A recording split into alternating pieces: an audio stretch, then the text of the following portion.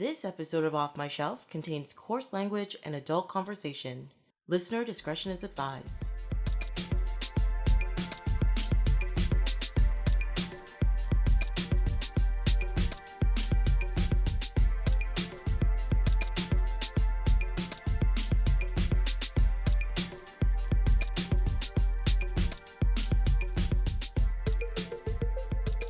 Hello, my name is Tracy James, and welcome to Off My Shelf, a podcast about movies that are, well, off my shelf, where we go through my DVDs and talk about the movies in my collection. In this episode, Josh Ratcliffe is here to talk more about Tarantino's obsession with feet, with Kill Bill Volume 1 and 2. Welcome! Hey, how's it going, everybody? And Tracy, how are you? Things are good. Before we start recording, I mentioned I had a bit of a headache from having 2 drinks last night, and apparently more bad things have come out of this pandemic, as in I can't hold my liquor. So, oh, yay me! But time makes fools of us all. It really does. It's just like pointing and laughing, like ha ha. We actually ran into each other in real life between episodes this time, right? We saw each other at the movies. Oh my God, that's right. I forget that so quickly. Oh my God. I had a mask on. Yeah, and I still recognize, because we both looked at each other and were just like, is that? It is!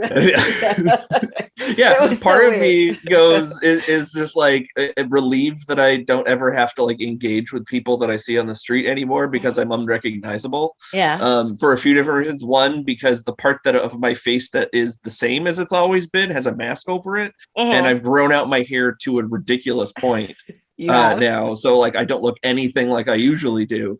But yeah, no, I was still, but then it's an extra long, like a squinty look across a room to go like, wait, is that a person I know?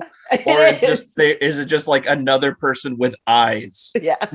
Like it was one of those things too, where it was like at the corner of my eye, and I'm like, guys staring at me. This is weird. Wait. Oh, I know him. Oh, that's Josh. Yeah, it was. Yeah, it takes a minute, no matter where you are, because even like even if I know I'm meeting a person, like, and I know the person I'm meeting, half the time you're walking through a crowd going, is that them, or is it just some random person with the same hair? Like, ooh, you know. But yes, but we've all turned into ninjas. It's okay.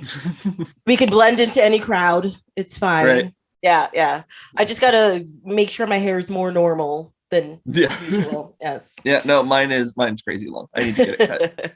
It's. I just had a shower, so it's wet. But yeah, no, it goes. It's at my shoulders. That's a decent length. Yeah. Our other friend, Austin, who's regularly on the show, he has what I call glorious man locks right now that are well past his shoulders, and he cannot stop touching it when you're like talking to him. It's just hands are just like always like he's pushing behind his ear and just running his fingers through it. I'm just like, dude, seriously, you need to. I do that too, but I did that when I had short hair too, because when I had short hair, I would let it get kind of shaggy, but I would still like mess with it all the time and like twirl it and stuff like that. Yeah, it's like people that need to have like sunflower seeds or whatever. It's like a nervous tick, a compulsion. Yeah. I can't do that with my hair. My fingers will just get stuck in it, and it's that's one of the reasons I need to get it cut, because it gets curly. So like it gets so tangled. Yeah, and you're just like, and there's a pencil in here, nice. Ooh, a Cheeto. Snacks for later. Yes. See, we can talk on this level now. It's so exciting. Hair tips for everybody. Yeah. Make sure to keep it moisturized. A lot of conditioner. Okay. It's our spin-off podcast where that's all we recommend. It's like, guys, you just gotta wash it. It's not that hard. That's it. Yeah. Don't wash it every day though. That's too much washing. Too much washing. You got to let those oils sink in and keep your scalp moisturized and such. It's very complex. It's that's why running my hands through it helps it, because my hands have oils on them. Please don't take any of my advice. I don't know what I'm doing ever. Thanks. It's great. I just talk out of my ass about movies and things that I randomly see on the internet, and then people yell at me about how wrong I am about things, especially history lessons. It's great. What a fun world we live in. It is, isn't it? It's so exciting.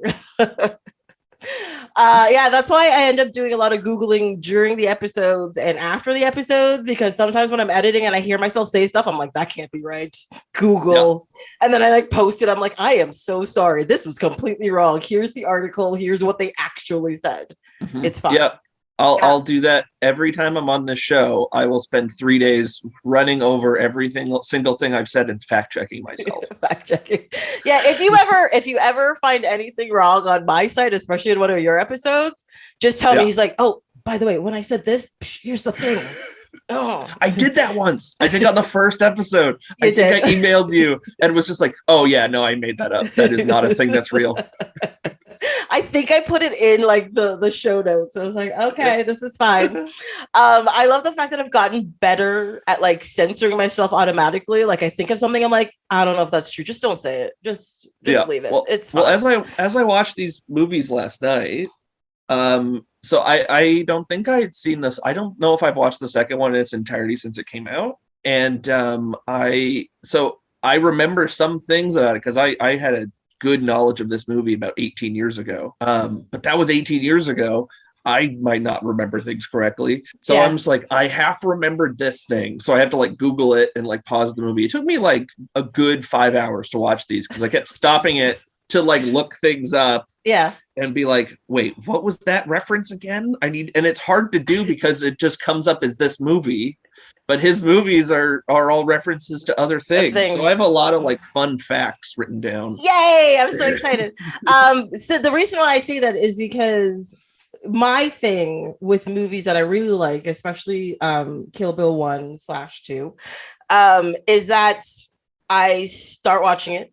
I start, writing notes and stuff. And then about 20 minutes in, I've realized what's happening. This is so good. This is amazing. What am I? And then the movie's over and I haven't written anything. Like my hands are just hovering over my keyboard and my computer's off or my phone's off. And I'm like, I haven't written anything for the last hour and a half. Yay. And I know there are things in there that I probably should have written down. Yay. But yes. So I'm glad you took notes and you have fun facts. I've got a couple pages, one for each movie. Yeah, I have 1 page for Kill Bill and like a quarter of a page for Kill Bill 2. And it's hard to kind of discuss them because they are sort of one movie. Yes. In a way. But my thing is, I actually find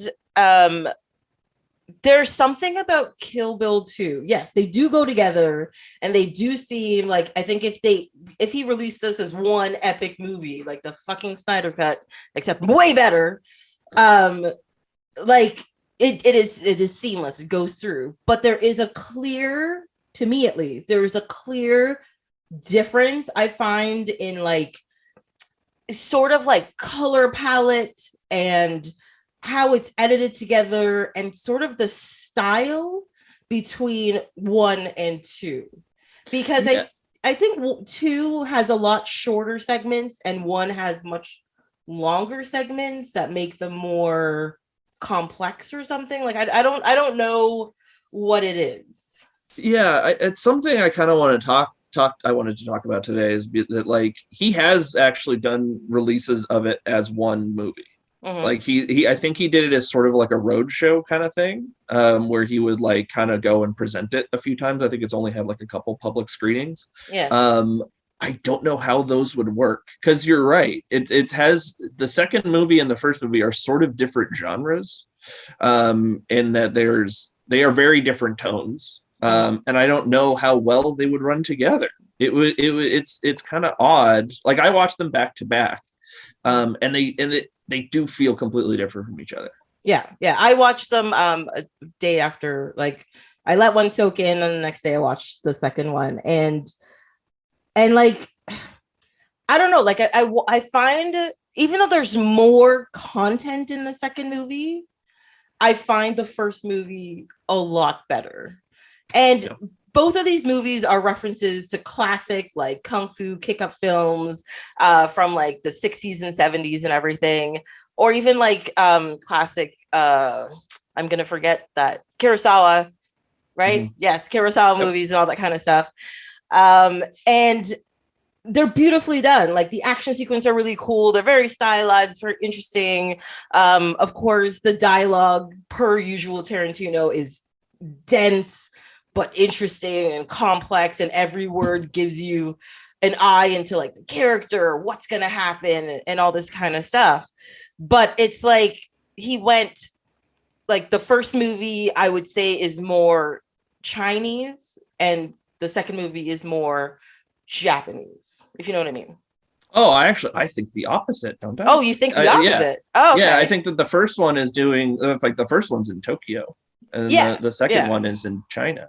No, I understand. Yeah. Yes. Yeah, no, okay. But I find it like I find the story, because the story style of the second one, where she comes in, they do like the mini 2-second recap where she gets shot in the head and stuff, but then it's her driving in the car and telling the history and how she's gonna get her revenge. That's very old Japanese kung fu movie style stuff, right? And and then when she's like with her daughter at the end and stuff, and how they're gonna like live through life together. I'm gonna forget what the name of that movie is, where the old samurai with his son in the cart and they're like walking along and stuff. That's it's Lone Wolf and Cub. Yes. Which is directly referenced in this because Shogun Assassin is actually Lone Wolf 1 and 2 cut together and dubbed in English. Oh, that makes sense. Okay. I haven't seen any of these movies since I was like 12. I'm going to tell you that right now. You watched Lone Wolf and Cub when you were 12? Yes. Probably wow, that's younger. Impressive. No, it's the reason why. So I am from Trinidad, and back in the day, they had like 3 channels on TV. And on, I want to say it was Sundays, they always showed some sort of like Chinese, Japanese, as we used to call them, kick-ups. Right? Where it's like, it's a kung fu movie, karate, whatever. He's like in the trees and punching and kicking, all that kind of stuff. And so they used to show all of those types of movies, right? So when I was younger, I was surprisingly versed in classic Chinese, Japanese kung fu films, right? All right. Now, most of that knowledge is gone because I have just never gone back to it, to be honest. And I have to admit, I'm not even like one of those people who's just like, I don't want to read subtitles. That's not really what the problem is. I just don't, the pacing is off for me and stuff like that. And most people I know who watch them, they just want to watch people get like kicked in the face and like chopped up and everything. And AKA my cousins and my brother. So like I quote unquote got past it, and I like for years I've been saying to myself, go back and watch some of these movies. They're classics for a reason. They're cool for a reason, and it's true. But I just have not done it. So yeah, I have surprisingly seen quite a bit of these movies. They're in my brain, and it comes out every once in a while. But there's no like concrete things more recently that I can like refer to. Yeah, I mean, I think I've said this on previous episodes that like Tarantino was sort of he was sort of a good, like a nucleus for me. So like I would watch something he would do and then I would be interested in the references he's making and I would kind of go from there. So like that's a lot of what I was trying to remember last night is like what connections was I making at the time, and like Shaw Brothers and things like that was something. So like I have some tertiary knowledge, but it sounds like you're kind of coming it from the opposite direction. So like you would have already been watching those and you're watching this movie going like, oh, I get these references. Yeah. So like they're like, I cannot, like I said, I'm trying to think of like the director's name and like, what's the name of the movie? That's just not in there. Right. Yeah. But I see it and I'm like, oh, that's that thing from that movie with the guy who does the stuff. That's where I'm coming from. Right. Because like, yeah, there's very obvious things like the jumpsuit, like the Bruce Lee jumpsuit and all that kind of stuff, right? From Game of Death, right? Is it Game of? I don't know what movie it is. Game of Death. We're gonna go with that. But yeah, there's a lot of like subtle references, like in the style of how they're doing it, or like like why would he decide to show this scene this way and then this scene this way? But you're seeing everything from one person's perspective, not the other. And you're just like, oh, it's a reference to like this confrontation in this film and all this kind of stuff. So that's like I said, I have like a overall knowledge, but not like a deep, I got all the names and all the references and I can tell you specifically what everything is. I just have like, oh, spark something. There it is. Yeah. Yeah, well, I mean, some of the references are like very specific, and I may or may not know all of them. Probably don't know all of them, but like in terms of language, because like a lot of it, what he's doing is cribbing languages from other genres. So like you'll be well versed in that kind of stuff, and like get all of the like connections that way. So that's I mean that's better than me in most cases. Yeah. I mean it's sort of a movie that's constantly telling you it's a movie, which I always dig. But that's sort of his big thing. Yeah, he does. Yeah, because he is all about just using, no, not even just using. It's more referential use of the genre to like retell things in a way that's already been used, but here it is again, different slightly, you know. And he's very good at doing that. You can't say these are bad movies in any way, shape, or form. They're just kind of different. That's it. Yeah. So yeah, I find there one thing I really like about it is that there is a lot less small talk in these movies. You know, like with like Pulp Fiction and stuff, it's just like, oh, you know, I had a burger and it was a really good burger. What kind of burger was it? Blah, blah, blah, you know, whereas this is just like, yeah, there's a lot of like random, like there's a lot of talking, but they're always very specific, right? It's like, you can't kill her because of these reasons. Just don't fucking do it. Or I need a sword for these reasons, blah, blah, blah, you know, and it's a lot of just talk. But it's necessary talk and it's all very useful. Yeah, it's also, I feel like it's styled a bit differently in this one, particularly in one, I think, where like it's very like martial arts movie language. Oh yes, yeah. So it's like a lot of like bequeathing and things like that, or like honor, or you know, how could you insult me in such a way? I'm gonna take revenge on you, or you're, or like even when Bill doesn't want her dead in the beginning, it's she deserves to live because we have done all of these things to her and she refused to die. Let's see what she does next, you know. Whereas, you know, if you're in real life, you're just like, oh, she's in a bed and we can just like literally kill her now. Let's just do that. Like, just get it over with, blah, blah, blah, you know? So yeah, like they gave her, because of the idea of honor and respect, they give her chances. Like even when Bud buries her in the ground in the second one, where I'm like, oh, you shot her in the chest, you can just shoot her in the face now and it'll be over. Or you also have a Hattori Hanzo sword and you have hers now. You can just like, you know, stab her, it'll be fine, it'll be over. But no, he honors her because she has done all of these things. And as he says, she deserves her revenge. Doesn't mean he's going to let her kill him automatically, but she deserves her revenge. So that's, you know, that kind of level of thing is very East Asian mentality kind of thing. Yeah. Yeah. I mean, this is my first Tarantino movie in the theater. Okay. So I was 15 when it came out. And I think it was rated R in Ontario because it's crazy violent. Originally it was supposed to be NC-17, but that's why that one sequence is in black and white to reduce the blood splatter. Yeah. Like, which is not the case in Japan. If you watch the Japanese version, it's in full color. Oh, okay. Yeah. All right.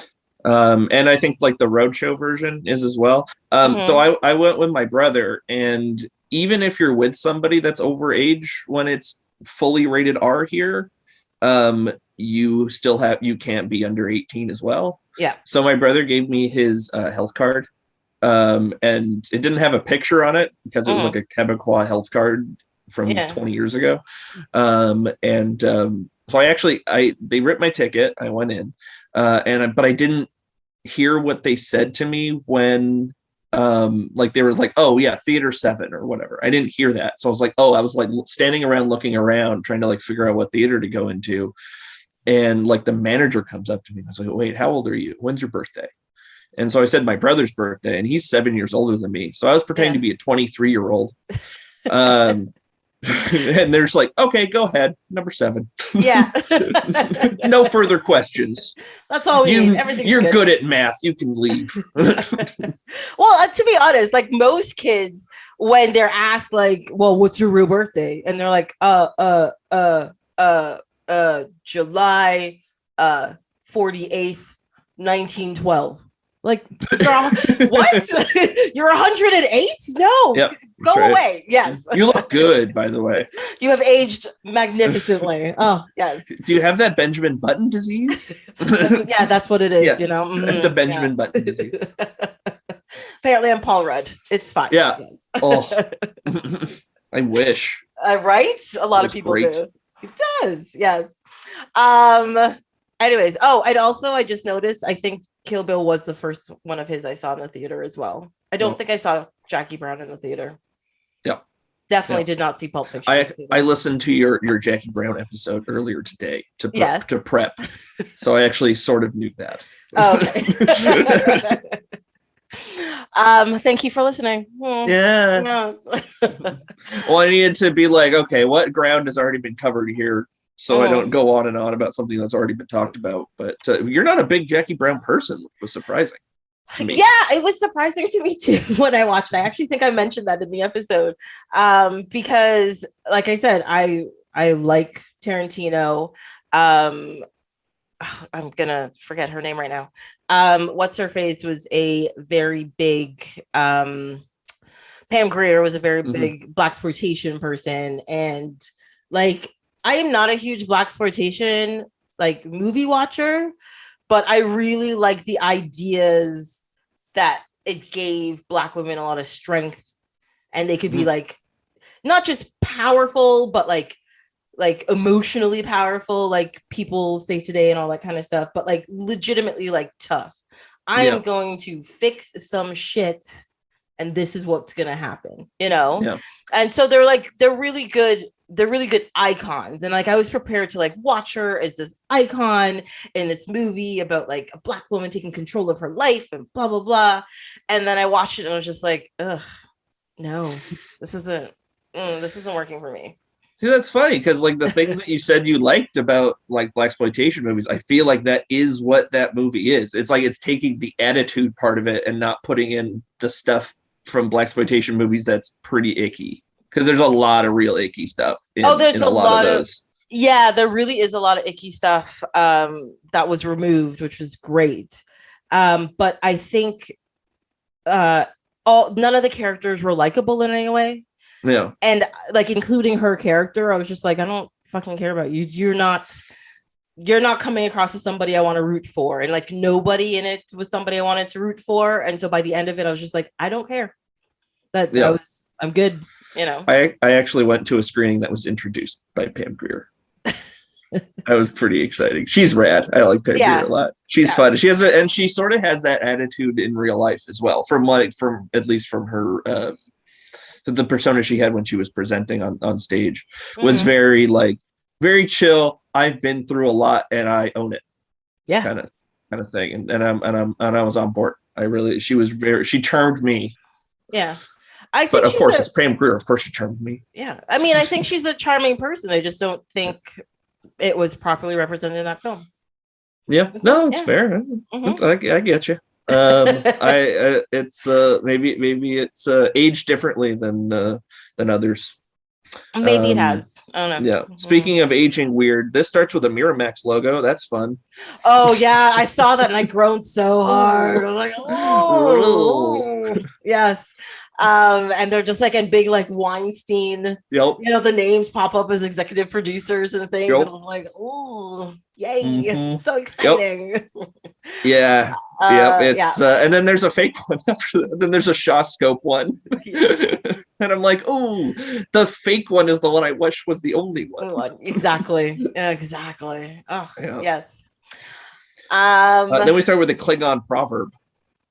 Yes, I saw that. Which is fun. I actually like the fact that there's a couple of Star Trek references in this movie. That makes me very excited. I'm a little too excited. My first fun fact yeah. is that in the like full cut version, like the one that he toured and the Japanese one, it's not the Klingon proverb. It's a dedication to Kinji Fukasaku, who directed the movie Battle Royale. He also directed a bunch of Yakuza films in the 60s and 70s. Cool. Yeah. So he's rad. So that's a fun thing. Yeah, that is cool. Yeah. I mean, yes, that is very cool. I've also never seen all of Battle Royale. Have you seen Hunger Games or Squid Games or any of the games? I've seen Hunger Games. That's pretty much the deal. I've not gotten on the Squid Games bandwagon. People are yelling at me to do so, and it's pushing into Wired territory. So we'll see what happens there. If you guys don't know, which I've said it on this podcast several times, Wired, I have not watched out of pure spite at this point. The Wire, or what's Wired? Or The Wire? The Wire. There you go. Okay. That's great. I haven't watched The Wire. I keep saying why. I don't know. I haven't watched The Wire completely out of spite because people kept yelling at me like, why haven't you watched it? It's so good. It's amazing. All of these things. And every time I talk to somebody, they're like, have you watched The Wire yet? Yeah, no, it's on my list. They're like, what? And they're like, they talk to me like I'm a fucking psycho. And I'm like, you know what? I'm just going to be a psycho. Not going to watch it. That's what you get. Okay. You should cut out the part where I corrected you and just like keep calling it the wrong thing the whole time. Yes, the whole time. Yeah. And everybody's like, "What the fuck is Wired? I don't know what Wired is. Isn't that a magazine? Does that magazine even exist anymore?" I don't think Wired magazine does exist anymore. I know it changed hands a couple times. Yeah, but the whole idea of magazines is a very strange concept these days. People are just like, why would I want month-old content that doesn't change automatically? Ooh. I miss magazines, man. I actually looked recently to see like what is on magazine racks, and it's all like Time Life, like biography magazine special editions from like things that happened like 30 years ago. So it's like Beatlemania, and I'm like, but that's like 2 of them have been dead for 20 years. Yeah, you're just like, are you sure this is what you want to put out? Yeah. But I think it's turned into like a collector's mentality where it's like we are publishing one issue every 6 months, and there's only a certain amount, and if you have it, you have it. If you don't, you don't. But in 10 years, it might be worth twice the price. So instead of $10, it's gonna be worth $20. Oh my god, you're gonna be rich. Yeah. You know, it's one of those things. Yeah. Oh yeah, and they're all super expensive too. Yeah. Yeah. So that's where people get a lot of their money and a lot of things now. It's not about you liking a thing or wanting a thing. It's about like, it's an investment. Yeah. You know, my mom's like that about my comic book collection. She's like, why do you have all these comic books? Why don't you just get rid of it? Just throw it out. And I'm like, or she's like, oh, I guess you bought all this stuff as an investment. I'm like, no, I bought them to read them. I've read like 90% of them. I enjoyed them, and I am a collector of things. So now I have them. I guess I need to get rid of mine. You know, I don't know. Like I'm very weary to get rid of them, even though like some of them are worth some good coin these days and everything. But I am very wary to get rid of them because I like the stories. I like going back to them and reading them and referencing stuff and whatever. So. Yeah, well, mine have been in my closet for the last 10 years in sealed boxes. So I should probably get rid of them. Like, I just haven't looked at them in forever. So that's sort of the basis I'm going on, is just like, I haven't looked at this in 10 years. I should not have it anymore. I live in a tiny apartment. I don't have room for all these things. Yeah. Well, my mom might also be mad at me because they're in her closet in her place. And every time I go there, I open it, make a mess, and then put everything back away. So maybe that's why she's just like, solid work. I need my closet back. Thank you. Yeah, that's fair. I think I have a TV in my parents' closet. Yeah, no. Like an old cathode ray tube TV. Oh, I was talking about one of those yesterday because I had, when I was younger, I used to have a really like a 1960s one in my room. It had like a yellow casing on the outside, of like rabbit ears. It had like actual dials, not even buttons. It was dials. You could like turn it and all that kind of stuff. And then we moved out of that house. My parents were just like, get rid of this. You're not using it. It gets 3 channels no matter what you do. You don't need this. We have cable. And I'm like, oh, fine, whatever. And then recently I was like, I wish I had it. I don't know what I'd have to do with it, but I wish I had it. I don't know. I have an antenna. The antenna works. Like you get a surprising amount of channels for free. Oh, see? I could save so much money. Anyways, back to Kill Bill. Sorry. Right, the movie. The thing we're supposed to talk about. Yeah. The reason why too I'm trying to stay on topic with this one because there's so much to talk about in this movie. Yes, I've gone through 2 of my notes so far. My first note is this movie starts so darkly violent, and that is a hard thing to say about Tarantino movies because all his movies have an exceptional amount of violence in them, but like this one just starts with like a pregnant woman in black and white getting shot in the face, and you're just like, holy shit, we're starting up here. Gotcha. Okay, let's do this. Yeah, I was 15 who had snuck into the movie essentially. Like I paid, but lied to get in. I was a little bit nervous about it because I don't think at this point I was like totally on board with gore yet. So I was a little bit like, ooh. But I dug it pretty much immediately. So I was on the okay with it, I think, after that point. But had you, like, I know you said this is the first one you saw in the theater, but had you watched previous Tarantino movies? Well, there was only 3 before this, right? I don't think I had seen Jackie Brown yet. I had seen Reservoir Dogs and Pulp Fiction, and Pulp Fiction I didn't love at the time. The Gimp. The Gimp's a bit of an obstacle when you're a young teenager to kind of like wrap your head around. You're sitting there going like, wait, I'm sorry, what is happening over here? This is this is upsetting. Yes. I am very uncomfortable right now. Yeah. Speaking of Buck. Buck is everything with Buck is genuinely upsetting. Yes. The whole scene, even though he deserves his horrible death. His death is disturbing. His car is disturbing.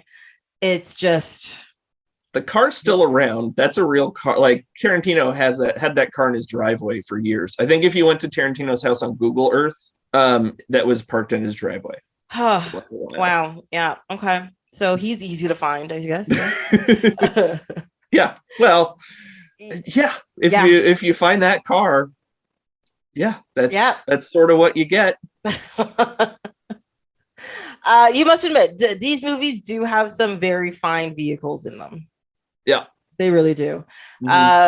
Despite the Pussy Wagon, that's a really nice truck. There is the motorcycle.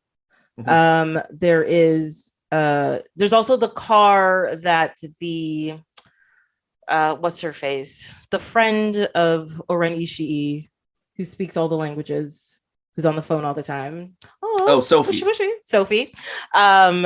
Her car, though it was like a simple black vehicle, there was something very nice and sleek about it that I really liked. This is a very sleek movie. It is. Which is another sort of, because I feel like the second one is a lot shaggier. In that it's a lot like dustier, and a lot like all the edges are still on in the second one, I feel like, where this one feels like very polished.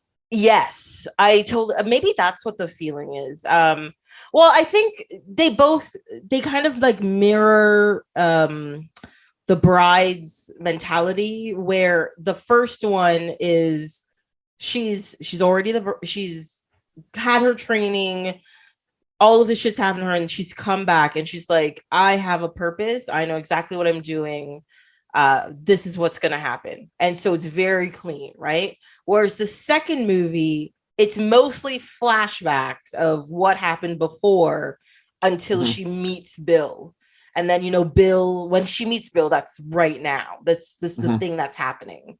And I think maybe that's why it's a little shaggy around the edges, because you're just like, oh, she's not, who she is yet, kind of thing. That might be part of it. I mean, I think that might be coming out of the grave is when she is who she is. Isn't that like the big transformational symbolism thing of rebirth? Possibly. Yeah. I don't know. Some of that. I think that's something I read about 18 years ago in like salon.com or something on like a think Yeah. Mm-hmm. And they like had a whole thing about Paula Schultz. Yeah. Oh. And I was like, I'm 16. You're like, these are just words to me. Yep. Thank you. I hopefully will remember it and say them again on a podcast in a bunch of years. Thank you. Yeah, because I knew what that was. But how do you feel about all the flashbacks? The structure of these movies is pretty insane. Yeah, he's, as per usual, which he's very good at. He plays with timelines a lot. And he, like, as I said, the first movie, I think, does it perfectly and seamlessly in such a way that you're just like, this is amazing. Because technically the first opening scene with like the first killing she does with Vivica Fox and all that kind of stuff is secondary to the second half of the movie, right? Because after she kills Vivica, that's when you find out about Buck and how she's going to learn to get better. And then the first person she goes after is Oren, and she gets a flashback about Oren, which is in a beautiful anime style, I must admit. And then she goes to kill Oren, but the part that comes after is the Vivica part, and that's already done. And then that's when you cut to the second movie. And the thing with the second movie is, like I said, the pieces are a lot smaller, and it comes across a little choppier because of it. Because they're very like compact, because she'll like already be in a flashback and flashbacks more, and you're just like, what are you doing? So then it's like hopping, it's like Inception or something. You're just like, where are you going with this stuff? And like you get it, but it's just not as clean, like you're saying, like it's jagged, around it. And I mean, I was gonna say, I kind of wonder how much of the time jumping happens if it's one movie. Like, what order do things go in? Because it's like having something released as two parts drastically changes the structure of it, right? So like they each sort of have to work on their own, and they both do pretty much work on their own, I think. They do, but I don't know how that would work, because he, like, at some point it was one movie. I'm wondering what the order would be in that case, because like it sort of feels a little bit like it's done in that way on purpose, like that it's structured this way to kind of get around the like halves. To be honest, I think if, like, not as like a world-renowned editor or anything, but if I was putting these two movies together, like the second movie pretty much starts with a previously on blah blah blah, so they show the black and white shot, which is the same opening, a shorter version of the opening of the first movie, and then it's her in the car recounting what already happened, and she's like, now I'm gonna kill Bill, like I think those two sequences together, that like 10 minutes, automatically pull out, just get rid of it, unnecessary. And then what's the scene that comes right after that? Is that when he's talking to Buck for the first time, and she's like, oh, she deserves her revenge or whatever? Is that part? Bud, not Buck. Oh my god, very different character. Very different character. So but I think from that point on, you can keep that second half the way it is, and I think it would work relatively fine. I read something last night, and I think it was on like a Tarantino like fan forum. I got deep on this one. And the dorks, and I'm saying that. And I think that they said in the full one movie version, they took out the part where Bill says, does she know that her daughter's still alive? Oh, okay. That would mean as an audience, we would not know until she walks in and finds her. Wouldn't that be? I was kind of like, oh, that would be much different of a movie. Yeah, that'd be like, yeah, because that comes right at the end of the first film, right? Yeah, it's like the cliffhanger. Yeah. That's the thing that's supposed to bring you back. Be like, oh my god, where's her daughter? Right? Because you're that first half of that movie, you're like, her kid's dead. She's under the impression her kid's dead throughout the whole thing until the very end. Yeah, and if the audience is that way as well, it would be, I think, that's like a relatively gasp worthy moment in like a theater. Like you'd be like, oh, she's yes. Yeah, that's very, very soap opera-y as well, which is also fun. Which I think, and it does a zoom and like music sting as well when she finds out, right? Yes. And I think in the 2-part version where the audience is just like I think when you see the daughter the first time, you're more like, oh, she's so cute. Yeah. Where and like the sting is more for like emotional.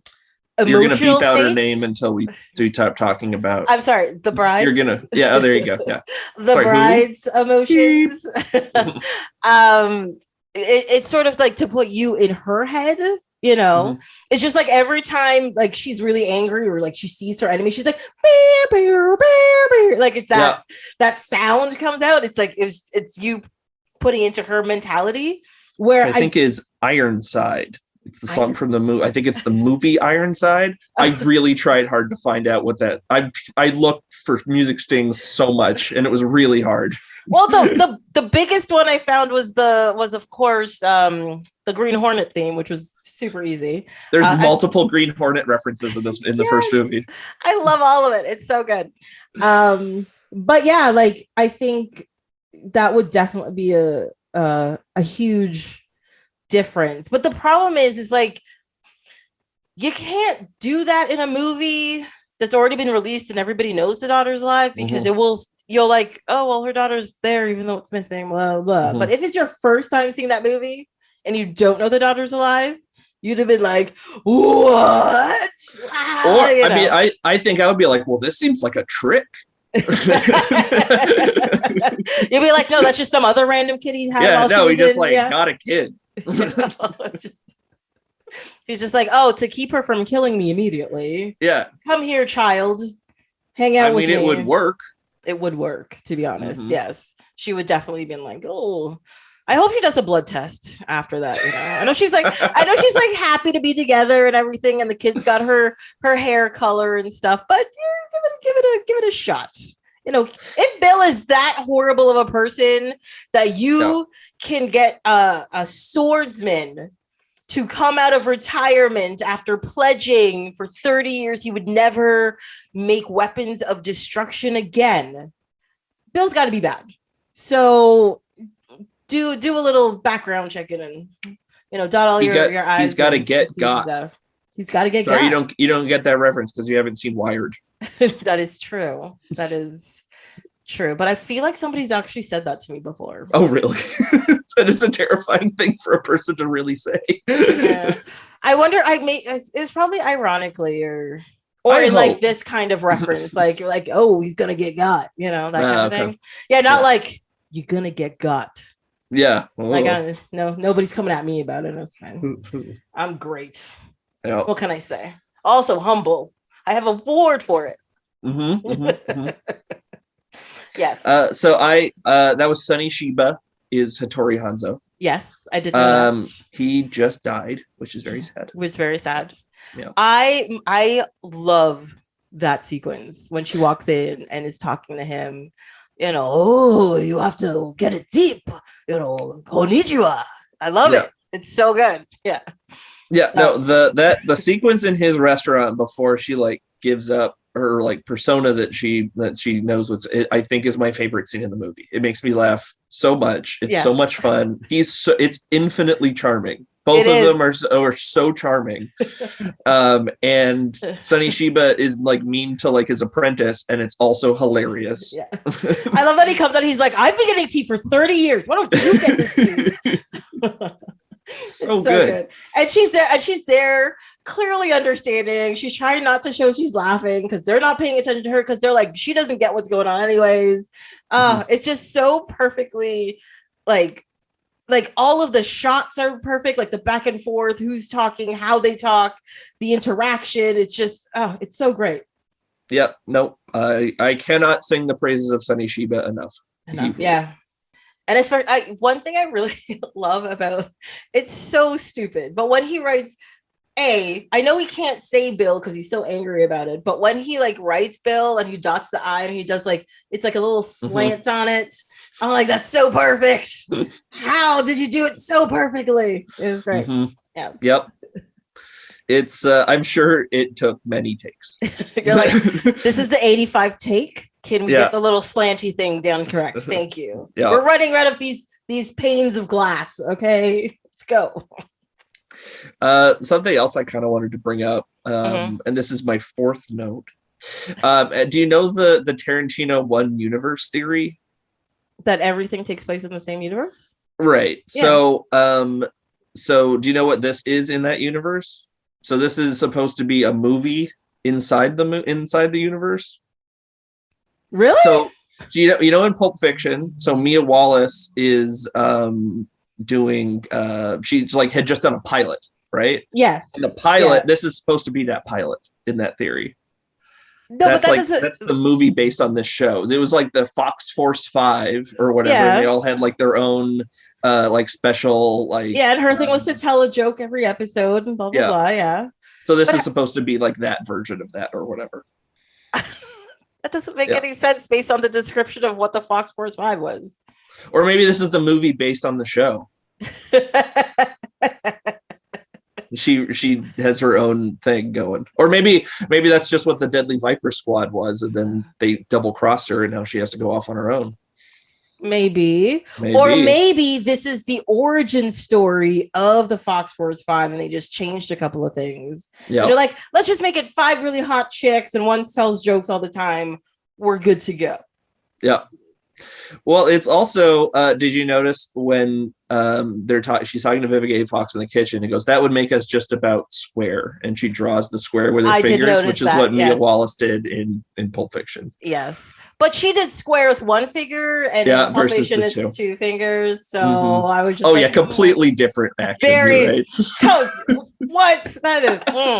No, this whole theory falls apart based on this 2-finger theory. Completely. Okay. We call this the missing link. Yes, I caught that too. Surprisingly, this was the first time I noticed it. I was just like, she does the square. I made note of that. Yes, I did. Yeah. Yes. Let's see. Do I have any notes? Oh, I have what a song to start with, which is much earlier than what you're at. The Nancy Sinatra one. Yeah, that is such a perfectly used song for like, especially this movie. And it's just like haunting but beautiful, and it's great. Yeah, no, it's fantastic. Let's see, what's my third note? Oh, as a note about the fight sequence with Vivica Fox and stuff. I put, this is one of the first movies where the women were fighting things, like when women were fighting, things weren't held back, right? Like there's blood, there's bruising, they've got cuts. They're not like, like women used to fight in movies and they'd punch each other and be like, and their hair's still perfect and it like flops back and they're just like, how dare you? And then someone gets slapped and whatever. Usually they're rather waifish. It's usually like the death by 1,000 cuts kind of thing. But both the fights between 2 women are no, actually there's so many. Both the one with Vivica A. Fox and the one with Daryl Hannah L. Driver are both just like dirty fights. They're like so dirty, but so fantastic. Yeah. But like would be like, I mean, I don't want to say realistic because this movie has like bowling pin sounds when someone goes through a table. Yes.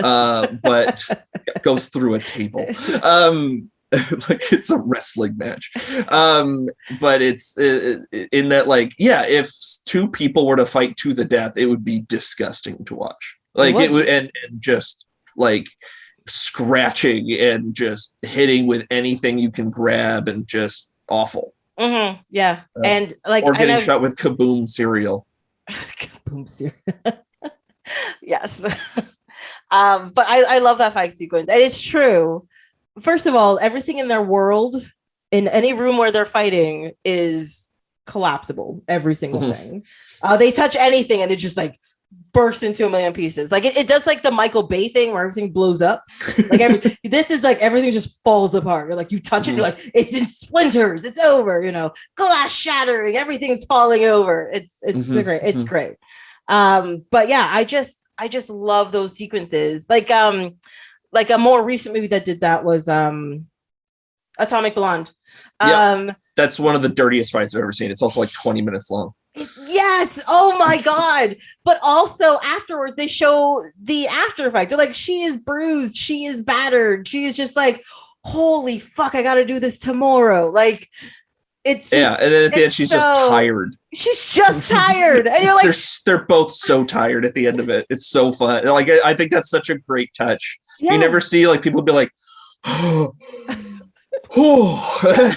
yeah, because usually, like, you know, you're watching some action flick. They've been fighting for an hour, people hanging from helicopters, they did rolls down hills, you know, they fought 35 people and they get up and they're like, we've still got a mission to do, and they walk off into the sunset and you're just like, what the fuck? How are you don't want to take a nap? Like, what is what is going on? Yeah, they were pretty tired by the end of They Live, right? At the end of that fight, the like 25-minute They Live fight. Yes, they're both pretty tired at the end of that. I hope they're pretty tired. Yes, I think that's just the actors doing it in one go, just being like, oh. They're both like professional wrestlers. Yes.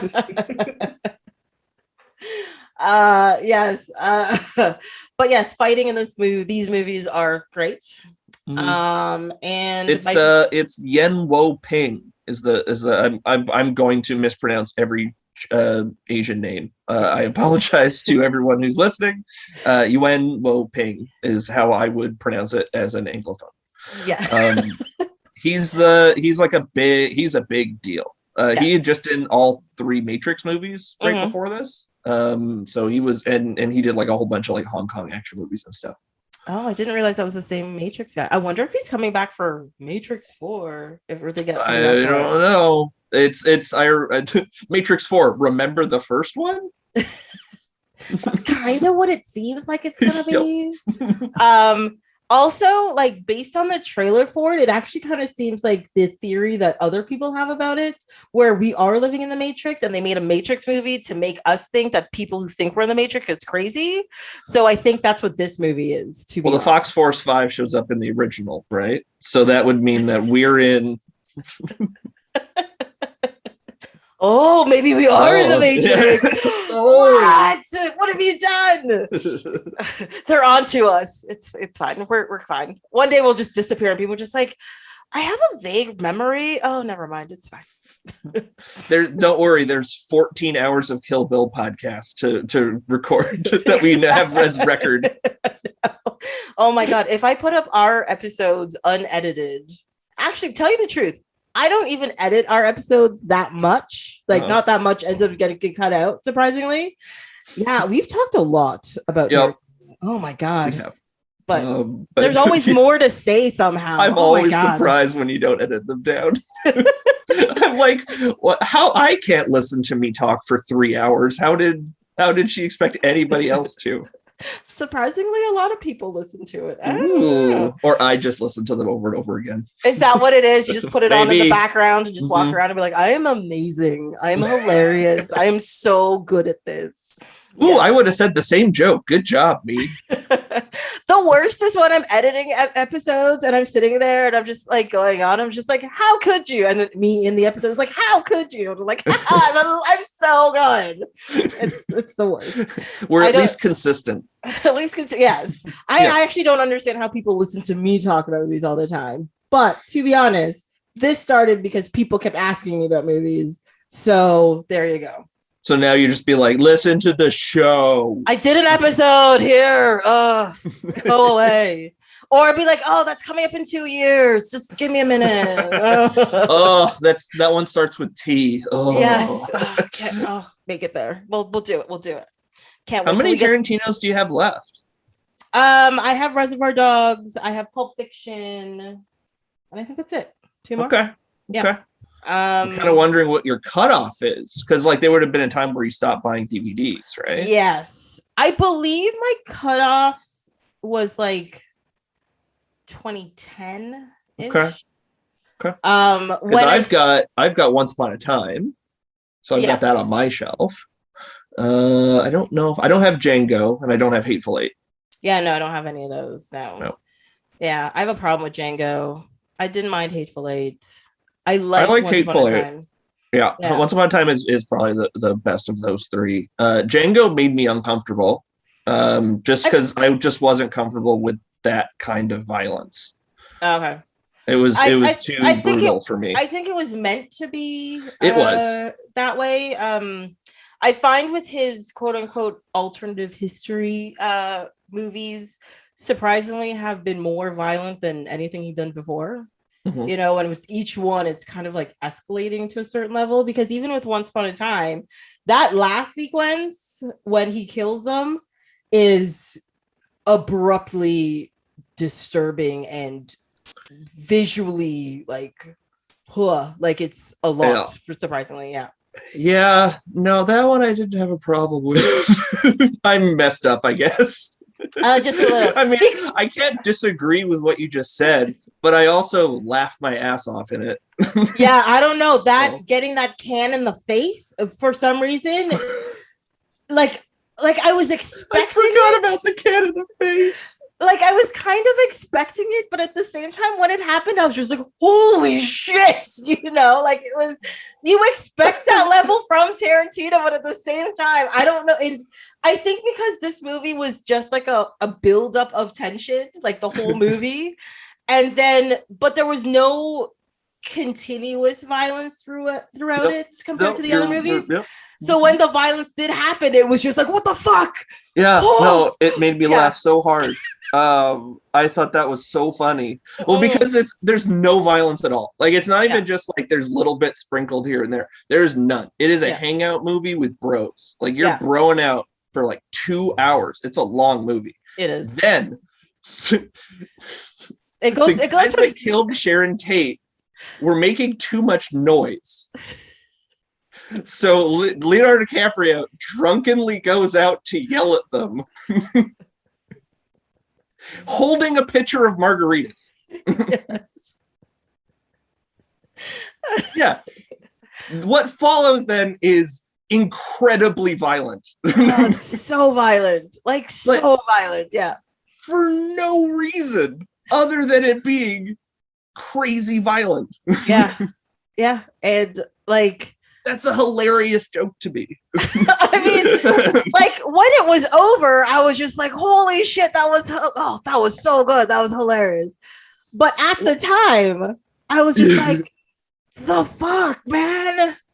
Well, these are bad people. I mean, they are bad. Like if you read up on like the actual Sharon Tate murders, it's pretty rough. I sent my parents to see that movie. To see Once Upon a Time in Hollywood. They both loved it.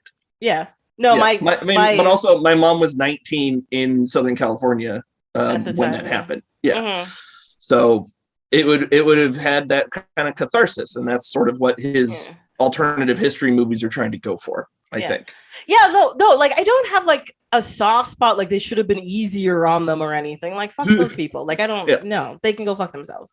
Squeaky, you really want to you don't want to defend Squeaky? No, I really don't. I really wish I remembered more of their names. They're so stupid. Yeah. Oh, they're such dumb names. But I love the fact that beforehand they were having a problem with their car and they forgot their keys and they're running back and forth. And I was just like, what the fuck is what? How did these people manage to kill somebody when they're this fucking stupid? And then they got themselves killed or whatever. Well, that's sort of like his brilliant, like that's what I love about these the alternative history movies, like Inglorious and Once Upon a Time, probably more than Django, that he is working very hard not only to kill the bad guys but also to completely discredit the arguments that they're making. Yes. Yeah. So like it's not only that the hippies are bad people, it's that they're stupid. Yeah. And like the thing that they're going for is completely useless and dumb. So like when Brad Pitt, after he gets stabbed in that fight, and he's telling the paramedic what Tech said, and he said, I don't know, he said like, I'm the devil and I'm here to do devil shit. And that's really what that guy said. That is a real quote. And the way that the movie goes is, I don't know, something like that. That's not verbatim, whatever, just some stupid shit. Like, just get rid of it. We don't need this anymore. Not only did he brutally murder this person, but he then undercut his philosophy after the fact, which he deserves. It's fun. 100%, which is what makes it really funny to me.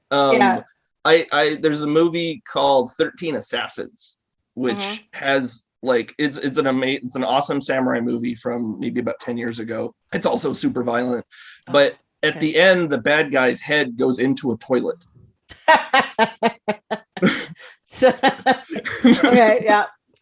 Which is exactly. It's sort of like, it's not enough to, and you really hate the guy too. Like, it really builds up as like, this dude's a real piece of shit. And so it's like I said, it's not only enough to kill them, you have to humiliate them as well, and that's what makes me giggle.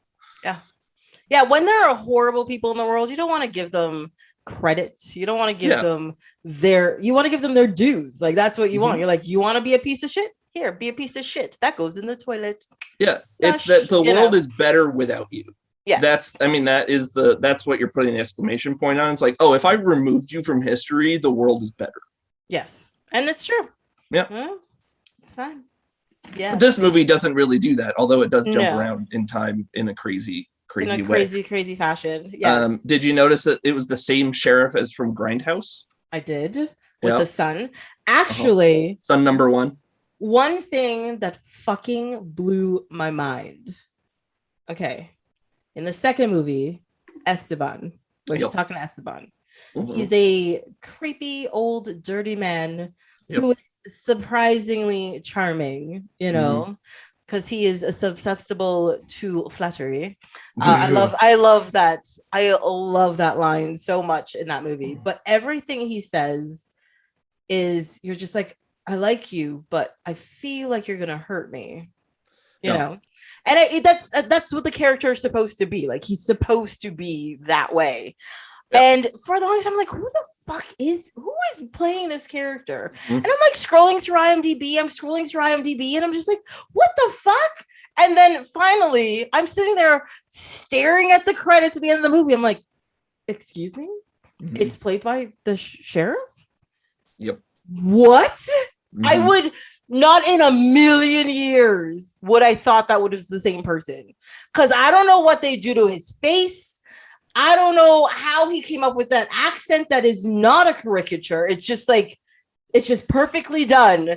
And he's just, his presence is like completely different as well. Yeah, Michael Parks is great. He's fantastic. I looked back and forth like 8 times and I was like, oh, on IMDb at the top where his name is, it says /Esteban, and I just ignored that because I was like, it can't be that guy. That's impossible. I mean, I don't want to look too closely into what they did to change some of his physical characteristics for, you know, brown face possibility. He does a very good job in both. I actually have a line that he said, which just continue my I laugh at inappropriate moments, when he was saying, when he was talking to the bride about Bill shooting her in the head, he goes, I would have been nicer, I would have just cut your face. And then that poor girl who comes and kind of looks like her, whose face is clearly cut and is drooling because she can't close her mouth. And you're just like, oh, no wonder you make me feel sick. It's not just her description at the beginning. It's everything. Yeah. It's kind of that's something that Tarantino kind of does in a couple of his movies where like you'll laugh at something horrible because that is a joke. Like I wouldn't have done that. I would have just cut your face as if that's somehow like, oh, I'm a nice guy. Yeah. And then so we laugh at that because it's ridiculous. And then it puts an exclamation point on it with like, oh no, he really does that. He's a bad guy. Like remember, oh, you should feel bad for laughing at that a minute ago. Yeah. Which is a neat thing. I mean, like I really love like how quick it was, and it's obviously on purpose. Like, or else it wouldn't be in there. That would have cut out completely easily if they didn't want to have that effect. Exactly. Yeah, and it's just played like I said, it's played perfectly. Just like the tone of the scene, the quietness, because they didn't have any music or sound really. It was just kind of like ambient. and it's just them talking and the people around them, and you're just like, where is this going? Is he gonna give her information? And pretty quickly he's like, yeah, sure, I'll give it to you, but you know, this is why I'm gonna give it to you. And then he talks a little bit and whatever, and you're just like, holy fuck, how, like, he, like, Tarantino does this in a couple movies, like it's like best known is in Inglourious Basterds at the beginning. Like, how do you make a scene where somebody is just talking, just sitting there having a conversation, seems so intense and so creepy and so like, oh my god, like, you know, like, how do you get that feeling, you know? Yeah, there's a couple of those scenes in Inglourious, like both the opening scene with Hans, that's his name, right? The Nazi at the beginning with the milk farmer, and then the one in the bar, the tavern build up as well. They're both like half hour, 40 minutes long, and nothing is happening, but the tension builds up in these scenes without you noticing, so slowly. But by the end, you really need a release, and then it provides that. For better or for worse, obviously. But yeah, no, it's that movie is an exercise in tension building, and it's pretty fantastic. Yeah, and I like the fact that he kind of tests that in this movie, essentially, because like there are definitely scenes in like the previous movies that have tension and all that kind of stuff, but they're not built in the same way, if you know what I mean.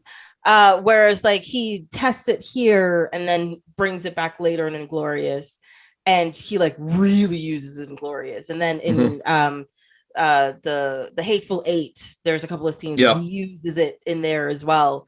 And in Django kind of does it, and we're both on the fence about that movie. Well, there's the dinner scene. The dinner scene is good. I mean, that like the pure dialogue scene where it builds up, like that is a really good scene with, and DiCaprio does a good job at being horrible. I mean, there's a couple of stories about him stopping that scene a couple of times because he's like, I can't say these words. Like, he's just like, this is fucking hard. And I think it was Sam Jackson who's just like, that's just my everyday. That's what people say. And you're just like, okay, yeah.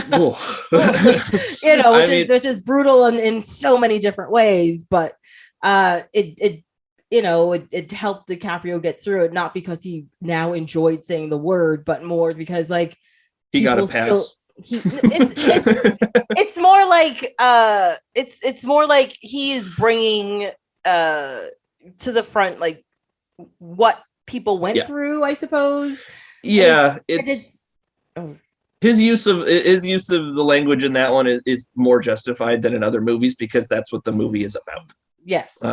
So I get that, and I read some stuff about like criticism of Tarantino in general, and we've made jokes about it, if not serious points about how he uses the N-word quite liberally in a few things, especially Pulp Fiction is probably the most glaring one. He's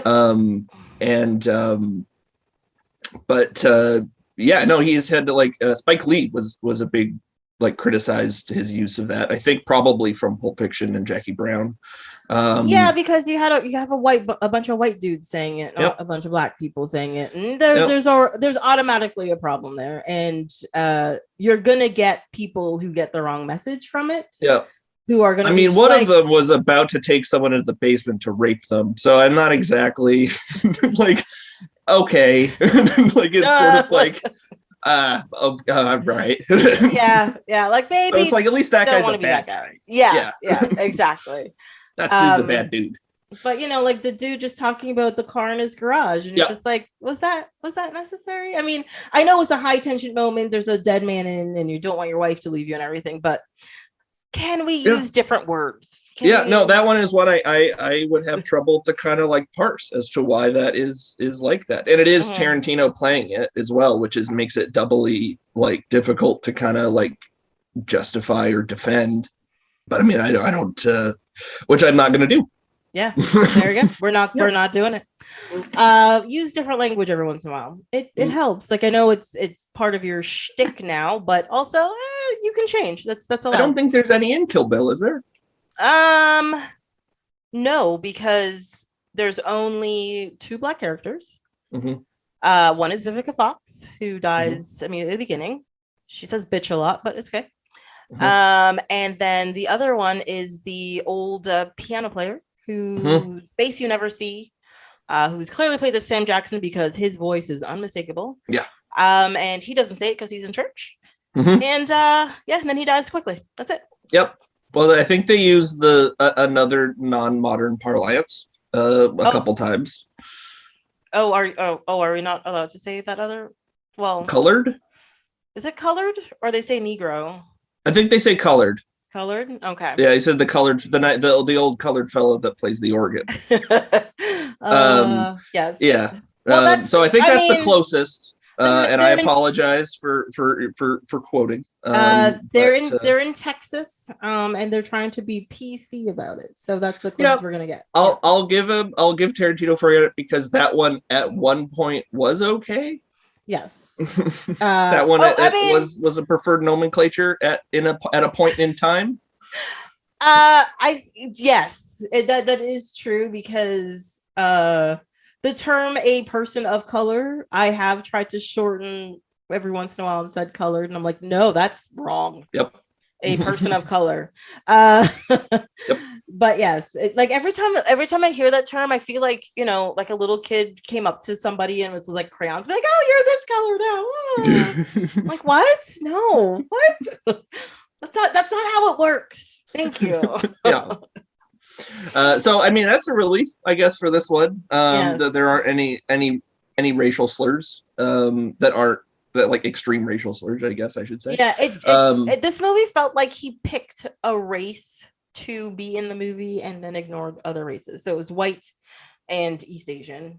Yeah. Japanese / Chinese / whatever. Lots of C words. I noticed a lot of C words in this one. Well, because it's on this women. watch. It's women talking to women. So that's the insulting thing that you get to say.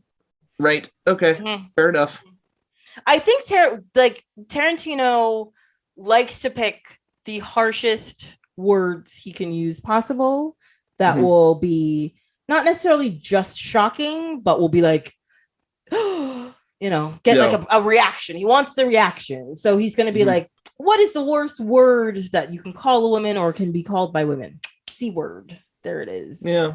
Because he will see you next Tuesday. Yeah. Well, I mean, to be fair, like they did just like put they just like stabbed each other. Like it's sort of just like, yeah, I mean, at this point, call each other whatever you want, I guess. Yeah. You're just like, you're murdering people. You pulled an eye out of somebody a minute ago. I don't care what someone calls you. Oh my God, Elle, when she is just losing her fucking shit.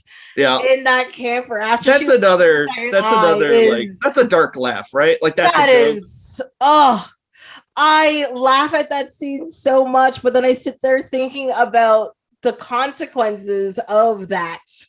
And you're just like, holy fuck, that's crazy. Yeah. No, I think it's canon that the snake kills her. Right? Because like it shows the snake still like running around as the bride's leaving. Yeah. So I think it's supposed to be implied that the snake gets her. Because she's just like writhing around. But I think after a minute, like I think the snake would stay away from her until she stops writhing, and then it would go after her after that for sure. Yeah. But also there's a good chance she might, bleed out or get an infection because that place is dirty. Also, there's lots of debris, so like dust is getting in there. It is not debris. Those are all porno mags. It's just porn. There's so many. It was I was really kind of surprised by it. I was watching on my big TV. Yeah. I had the Blu-ray. It was all like super high quality, and I was like, man, there's just a ton of porno mags in there. like as if it's like a video game and you like break the crate and like prizes come out. Yeah, and it's like porn. It's just all porno mags. Like they burst through the wall into the bathroom and the debris on the floor is porno mags still. Well, I thought I assumed because it was the bathroom he had like a stack in there. That's what I thought it was, and they knocked over the stack. Yeah. No, but he also he died on them as well in the kitchen. Did he really? Yeah, like when he was writhing around on the ground after being bitten. Yeah, no, there's porno mags like around him then as well. I did not notice that. Yeah. So she's I just like the set dresser. The set dresser there is just like needs more loose porno mags. Can we get another crate of big jugs? Can we do this? Thanks. I hope they don't phrase it that way, but who knows? They come in crates. Yeah, that's like, how the jugs are. You're putting together the final expense report for the film, and you're just like $6,000 porn room decoration. You're like, what? Tarantino requires more issues of Screw magazine. Just there's so much to unpack. Yeah. Anyway, you touched on, I wrote some notes down about the anime sequence. Oh yes, which is fantastic, and it's a good sequence. I think that's another one that they're using to kind of get around the NC-17. Yeah. In that like it was done well ahead of time. But I think they were kind of like, if we film this, we would automatically get an NC-17.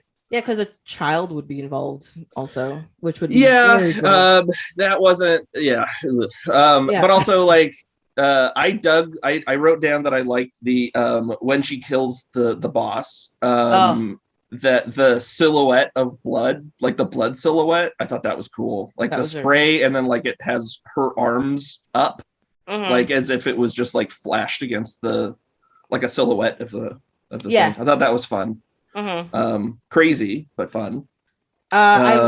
Surprisingly, the scene that I like the most is probably one of the grossest parts of it, but after she kills him and the bodyguards run in and you see her like basking in like covered in blood, and she just like, she's not even looking at them, she's like, I'm enjoying this moment, and she like just turns her eyes to be like, oh god, people are here. And there's just something about how they structured that cutting together that's just like, it's disturbing, but it's still art. Like yeah. No, I think that's all hand-drawn animation as well. I think he got real involved and stuff. I think I read that he acted out some of the movements for the artists at the place. I think it's the same studio that did Ghost in the Shell, I think. Oh, okay. I believe cool. that is the case. But like, didn't RZA do like the music and stuff for that sequence and thing? Yeah. Well, the RZA did like he did the music for the movie. Like all the incidental stuff is him. Oh, for some reason I thought it was just like that sequence he did the stuff for. I don't know. I don't think so. As you know, he is a big martial arts movie fan. He did the what's the one with the man with the iron fist? That movie was really what is it bad. Called? Yeah, I know. It's something like that. I forget what, it was, like I really wanted to give it a shot because he's been really into this stuff for like so many years, and he's like, it's just like a really great homage to the genre, blah blah blah, and you're like, no, it's not. Well, I have another fun fact alert. Okay. So speaking of dual roles, because Michael Parks plays two roles, did you notice that Gordon Liu plays two roles? I did look it up. Yeah. Because he's the guy. Is he the guy who's the head of the crazy? Yeah. So he's Johnny Mo. Yeah. The guy in the Kato mask, which is whoop whoop whoop, another Green Hornet reference. Yeah. And then he plays the master. And he plays Pai Mei. Yeah. Pai Mei, yes. Yeah. I did look that up because again, I was looking up like, who the fuck plays this guy? And I was like, that's Johnny Mo. Like it was Yeah. And did you look up what other movies Gordon Liu has been in? So he was also in the 36th Chamber, which is the Wu-Tang album name. That's where they got the name for the Wu-Tang album. Yeah. That's probably why he got the job. He's just like, you need to be in this. Yeah. And he goes like, yeah, no, Gordon Liu's in this. He's like, yeah.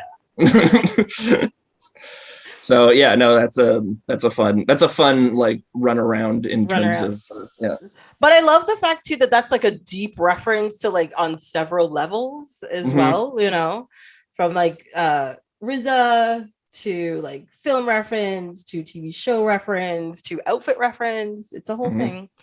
Because if people don't know, it's a cinema turducken. Yeah, because if people don't know, Bruce Lee was Kato in the Green Hornet. So there's and her outfits in those sequences are a reference to Bruce Lee in the movie that Josh previously mentioned that I can't. And he was in and yes, and then he was fictionalized. Bruce Lee was fictionalized in Once Upon a Time in Hollywood playing Kato. That was on the set of the Green Hornet. Yeah, see, it's all coming back around. One universe, baby. Yeah. I do love when this movie came out too. People were just like, "Oh, the bride's outfit is an exact replica of the outfit Bruce Lee wore in the movie," and then everybody's like, "No, it's not. Hers is a 2-piece. His was a 1-piece. Plus, the cuffs on the bottom are this way. The cuffs on hers are this way. And blah blah blah blah blah." And I'm just like, "You guys need to calm down. It's yellow with black stripes. Like, just fucking relax." Yeah, his zipper was on the back. Yeah, duh. And hers is on the front. What kind of dumb shit is that? Oh, get it all wrong. What's wrong? I remember reading somebody criticizing her sword use. Really? Because samurai swords, you use 2 hands, not 1. And I went, oh my God. What are you doing with your life? Yeah. And then I said that to myself. That was in the mirror. And then I turned off the computer. You're just like, I've read too far. Yep. We're gonna go. Thank you very much. Yeah, I wasn't picking up on that. I was just like, hey, she's cutting off people's legs. Woohoo! It's a good time. What can I say? I do love like that whole crazy 88 sequence from the moment they're walking in and the music's playing and they're like all slow motion and Charlie Brown is there. Oh shit, I need to not do that. I know I'm making reference to the movie, but I need to not do that. I apologize. But when I worked really hard not to do an Esteban impression, even though it is a white person doing an impression of a person from Latin America. Yeah, I already did the Sonny Chiba. Yeah. No, I gotta. His is really fun though. Like I know, I know we're not making fun of him at all. Yeah. But he is such a fun voice and it's such a great voice. That it would be really it's an impression that is fun to do. But I'm going to refrain from not doing from doing it. I will also try to refrain from future. Yes, accents that I will do badly. I am such a fan. And I found this in my sock drawer last night because I looked for it. Okay. I bought this on eBay and it must have been 2003. It is a Kill Bill Zippo. Oh my God. With the Hattori Hanzo stamp on it. That's amazing. Stamp on it. Yeah. It's super cheap. It is obviously printed. Yeah. But it's fun though. I don't even smoke. It's fun to have. Yeah. Thing. I did it. Yeah. So I was a giant dork. Yeah. You're going to have to send me a picture of that because people are not going to believe it. Okay. So I'll take a picture right now. And I'll email that to you when we're done. Yay. So we'll have proof that he really is this much of a dork, guys. It's very exciting. Is it? Yeah. I actually don't think. No, I do have Kill Bill memorabilia, but it's not here. I do have a mini replica of her Hattori Hanzo sword. I'm very jealous. It's only like 3 inches or whatever, and it came in like this like little box and whatever, and you just pull it. And it comes with like a little stand. And put it on there. I wrote this down as a note because I wanted to remember it. I don't know how much money I would pay for a kitchen knife set that said it was Hattori Hanzo Japanese. Oh, yeah, I'd pay. I would pay hundreds of dollars. But basic, like proper chef knives, like one knife is hundreds of dollars. Yeah, so I know. You're not getting pay more than that. I know. Oh, yeah, it's true.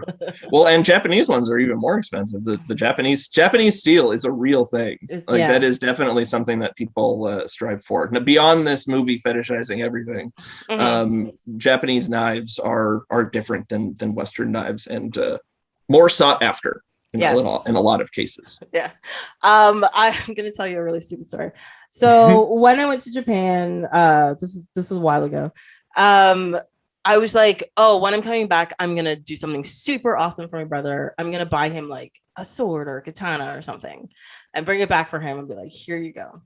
Then I looked up the price of a sword / katana, and I was just like, haha, no, no, they're thousands of dollars, like, no. And because I was just like, oh, maybe it'd be like I know this sounds high. It was like, oh, $500, $600. No, we're multiplying that by 10 or more. And so then I was like, okay, because they've got a lot of like souvenir shops or like decorative shops that have like replica swords and stuff for like, you put in like whatever. So I bought him one.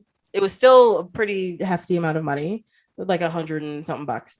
But I brought it back for him, and like he loved it. And the first thing he did was like whack a door handle with it and bend it. And I was just like, seriously, I told you it wasn't a real sword. It's not going to cut anything. But he still has it. As long as it's in the scabbard, it's very pretty. Just don't look at the blade, quote unquote, or anything. It's fine. Like I would be like, well, how much does it have to be worth to be that I wouldn't feel like I'm like the bad guy from Boogie Nights, where like the guy that has a sword and like a shark or something, like like how much do I have to put? Like how many thousands of dollars do I have to invest in this to not feel like some like guy that owns like a limo with a hot tub in it? I'm sorry, it's bad to own a limo with a hot tub in it? What are you talking about? That's just crazy. I mean, if you're like a dude that loves cocaine, no. It's true. Or if you're in Vegas. If you're in Vegas, everything's allowed. Yeah, exactly. Oh yeah. How much money do I have to feel like I'm not a person that lives in Las Vegas? A lot less than you think. Yeah. Or like a guy that loves Las Vegas. Oh, that's a lot of money. Yeah, exactly. You have to have like a lot of like gold gilding of things. No, it's like one step down from Trump. Like it's sort of like Trump's got all the like gold shit and like a gold toilet on loan from the what is it, the MOBA or something. Sorry, that's just a stupid funny story for me. Do you know that story? I know he's a gold toilet. I didn't realize it was on loan. It was somewhere. So he wanted some art piece from like the Contemporary Art Gallery in New York. Yeah. And this was while he was president. And they were like, no, but you can have this gold toilet. No, but he had a gold toilet before he was president. Did he? Yeah. No, they offered him the solid gold toilet. That was the story in like 2017 or something. But it was because he is the gold toilet of people. Yeah, I mean, yes. Yeah, I mean it's a real good good joke. Yeah, that was good. Yes. It's a good one. Mm-hmm. But yeah, sword guy is like guy that's like trying to do that, trying to get gold toilet status. I mean, like if you have like a nicely decorated room and you've got like this piece that's lovely, that's fine. But if you've got like a sword room, I would be worried. Yeah. Well, that's the thing. It's like, how into this are you? Mm-hmm. Like, that's sort of like the question, right? It's like, oh, do you wear like karate pants all the time too? But they're so comfortable. Yeah. And if my enemies come, they will know. That's the guy who gets shot automatically because he's reaching for his sword. He's like, you have come to take my things. I should get my sword. Bang. They're like, what that scene in Indiana Jones is still my favorite. I think it might be my favorite moment on all of cinema. Yeah, I mean, I still think it's hilarious where he's just like, look, I'm really tired, but also the scene doesn't make any sense. He has a gun. That guy has a sword. Why wouldn't he just shoot him? It was that he had diarrhea, right? That was why. Was that what it was? It was that he had food poisoning and had to leave. So he's like, what if I just shot him? Be fine. And apparently the stunt guy was like practicing this whole sequence for days and was like set. And he's like, what? And he does like 2 swings of the sword and he gets shot, and you're just like, I mean, it makes sense, but still, like, I feel sorry for that guy. One of my favorite moments in all of cinema. It's so good, but it makes so much sense. Yeah, it's a perfect joke. It is. It has really a setup and a punchline. It's great. Yes. Kill Bill. I think the next thing that I have that's anywhere near where we're talking, if we're talking in any order, is the guy. There's two guys in the Oren sequences that I love. One is in the anime sequence. She kills the guy in the limo. Oh, yes. So that guy is so funny to me because it's so quick, but he is sitting in the back of a limo in full, like, formal Navy costume. And he's surrounded by two women, which are all, like, giggling and laughing, and they're both wearing sashes as if they both just came from, like, a beauty pageant. Or something, yeah. Yeah. And they're all having a great time, you know? Yeah, it's just such a funny cartoon image. And the other one was when she was in the, like, crime boss meeting. She chops the one, the guy that she kills when he's, like, going on and it's all outrageous, everything he's saying. Somebody pulls out a fan and just starts, like, fanning himself furiously. Oh, yes, that's right. Oh, yes. Oh, it's so funny. He's like, you can't say that. Oh. And then just goes. Yes. I love that sequence. Yeah. But to be honest, okay, it's a while before we get there from the animated sequence. Because she's still in the car trying to wiggle her big toe. Oh, we didn't talk about feet yet. Oh my god. Feet. Anyways, but also when she's recounting this, it comes back to the car after the orgy and says 13 hours later, the door opens, she walks out, blah, blah, blah. I'm like, so she's been sitting in a dead man's car for 13 hours and nobody has found her. That seems weird. Okay. Here's how I'm going to justify this one. Okay. Wait for me here. Okay. So, all right. It's my Tarantino impression. By the way, in your Jackie Brown episode, you said he rambled on about something.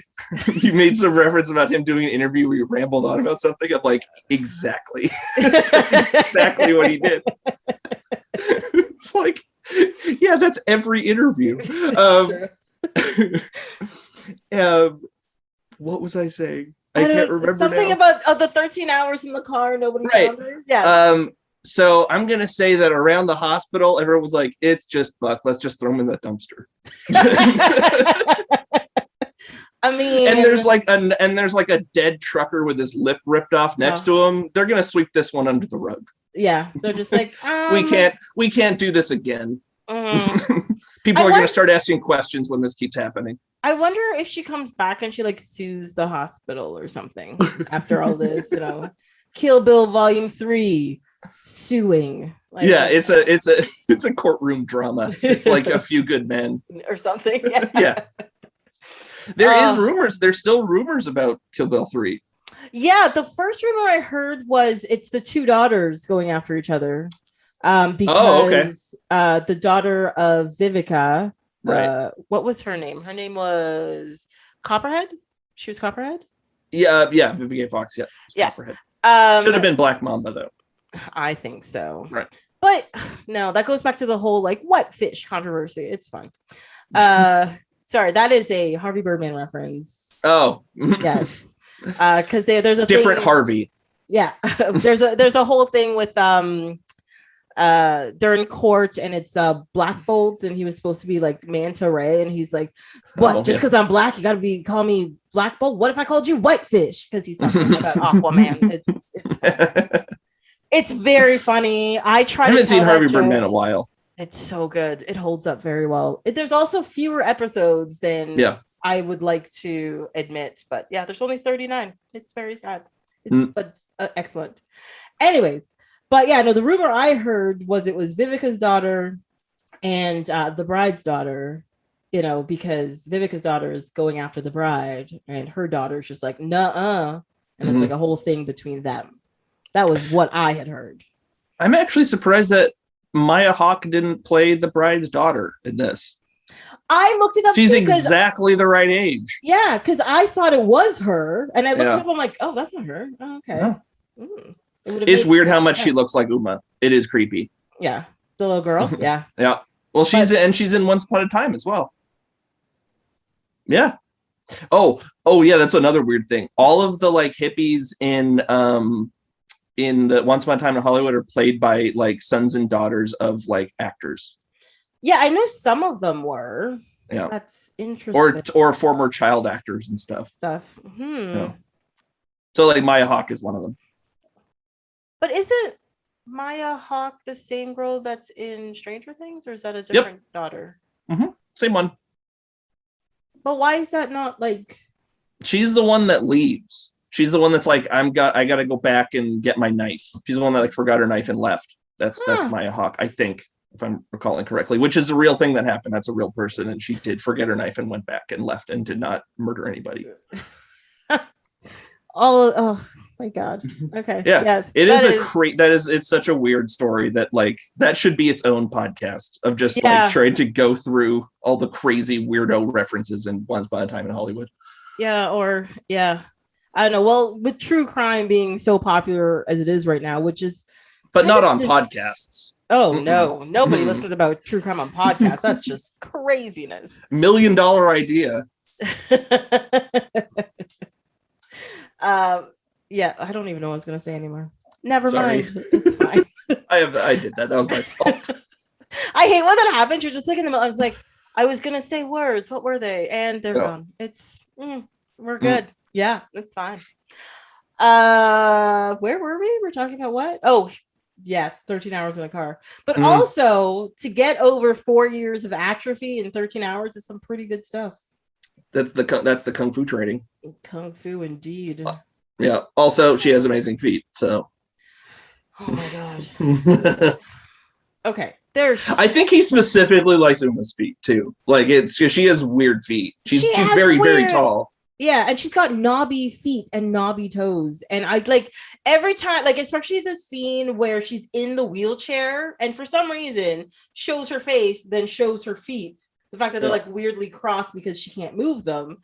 And I'm like looking at them, just like, oh, your feet are like they're not pretty feet. Yeah, like, I don't want to go that far. I don't have much of an eye for feet. I'm not a foot person. It's true.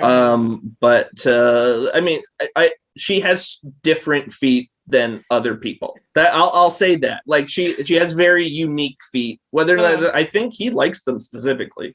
Yeah. Because her feet are all over this movie in so many places. Mm-hmm. And like barefoot and doing stuff feet too. Like so I don't want to disparage her feet because I don't have any. I'm like, who am I to speak? I don't know. Yes, but they are different. Like they are unique looking. I'm guessing for a woman that's like 6'2". So yeah. As a person who also does not have a particular love of feet in any way, I find, I don't know. I can't say this without being like, ugh. I see her feet and I'm like, oh, that's a lot. Yeah. I don't mean, know. It's fine. I think a lot of people, I mean, I remember like before like fetishism was really much of a thing that people talked about. Like foot fetish was like an exotic thing. Yes. And then I remember being like, oh, that's weird. Because it's different. And like I kind of remember being like, well, feet are nothing. Like what are you doing? Yeah. So you know, so but I think that's why people think it's so weird, because a foot's just a foot. Yeah. But I mean, you can see feet doing a lot of stuff in these movies. Oh boy. All the things, yes. Yeah. And you're like, I guess I get it. Like it's fine. Well, like, okay, so like the one that I said, and I don't remember if this was before we were recording or not. I said like I can justify most of them. Yes, you. There is one that I cannot. Which one? So the ones that I can justify are the steps, because it's a motif, right? Because the way that Bill dies is he takes 5 steps and then collapses. Yes. So a lot of the movie is people walking, which makes sense as a motif because it's foreshadowing kind of what happens at the end. Okay. The one I cannot justify is her popping the eyeball with her toes. Oh, yes. Okay. That one I'm like, oh, that's a weird thing you like. That's like there's this whole like community that does like just feet in things like squishing cake and Jello and all that kind of stuff. Yes. Yeah. Yep. Like, that's what that was. Like, don't get me wrong. Like, if feet are your thing, I don't fucking care. That's your business. You know, do whatever you want. I don't think it's creepy or whatever. No, feet are pretty. I think I said this before. It's like, as far as fetishes go, like, feet is pretty innocuous. Yeah, exactly. Yeah. So like, I don't really care that much. It's just specifically Tarantino's thing about feet in his movies, because as soon as it was pointed out to me, I can't unsee it. And then it makes me question every time they're on screen. And why did he choose to put them on screen in this fashion? And it's true. Every time I see the eyeball being squished, I'm just like she had it in her hand. She could have just crushed it, or she's already dirty. So it's not like, oh, I don't want to dirty my hands. Like, you're going to dirty your feet. You got to walk on them. That's going to get sand in your toes and all kinds of stuff. But I'm just like, unnecessary, guy. Unnecessary. But yes. Yeah. I think that these were the movies that everyone sort of picked up on it. And these are the ones who was like, he's got a foot thing. Yeah. And then like I think the next one's Grindhouse, right? That's the one after Kill Bill 2. I'm pretty sure it is. That one amps up the foot stuff to 1,000. There's so much more foot stuff in that one. Stuff, yes. And like those ones are ones that he's just like, well, I'm just gonna go all the way with this. Like I'm gonna, and like it's making a movie that is supposed to be like trashy. So like I'll do trashy, sexy stuff with feet, which honestly is a more interesting movie compositionally than if it was like he's just a big boobs guy. Oh, that is true, because we're used to the boobs. Whatever, get over it, guys. Whatever. I don't want to think I want to go as far as whatever, but I'm gonna go as far as whatever. Thank you very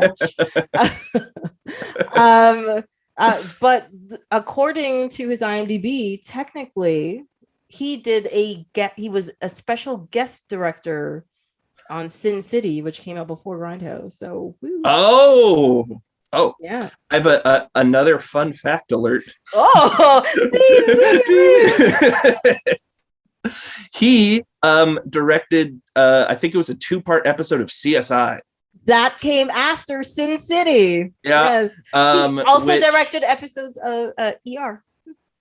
That one I did not know. However, those episodes of CSI is about someone who got buried alive. Oh, okay. Yeah, one of the cops in that gets buried alive. The episodes are called Grave Danger. That's right. Oh my god. I watched them. They're pretty good. I wouldn't be surprised. It's just that they took the ridiculousness of CSI to the next level.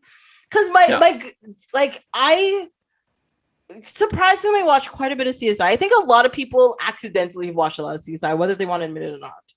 But I wish I had some sunglasses to put on. Oh boy. Yeah.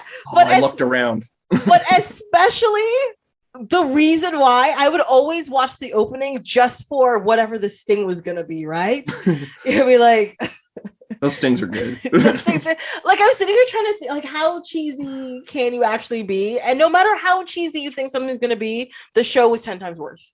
Yeah, and you're just like, what? And then you just go run away. You're just like, can't do this. I think I watched them when they were probably on, so it would have been like 2004, 2005 or something like that. Something like that.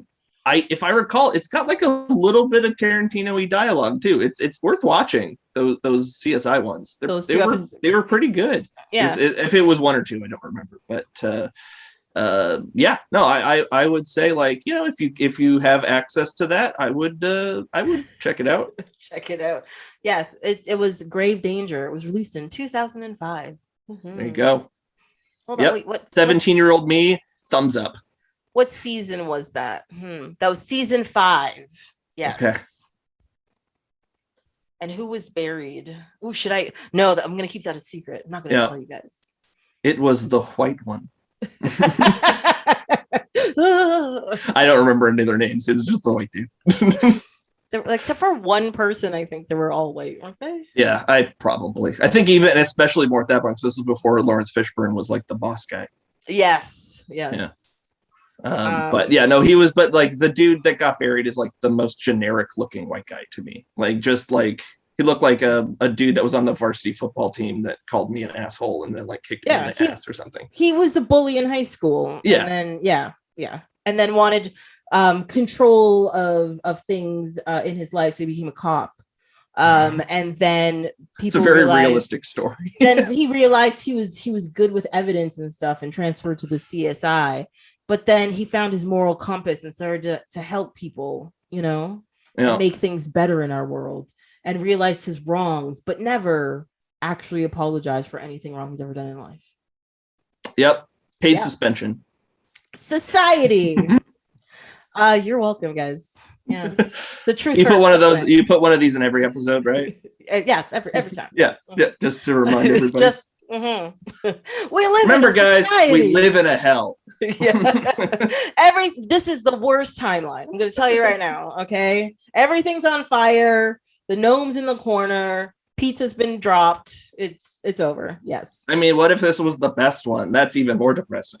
This is the best timeline we got. Ooh. God. I love it when things are bad. People are like, well, it could be worse. I'm like, yeah, don't want it to be. Thanks. Fuck off. It always could be worse. No matter what you do. Yeah. What are you talking about? Yeah.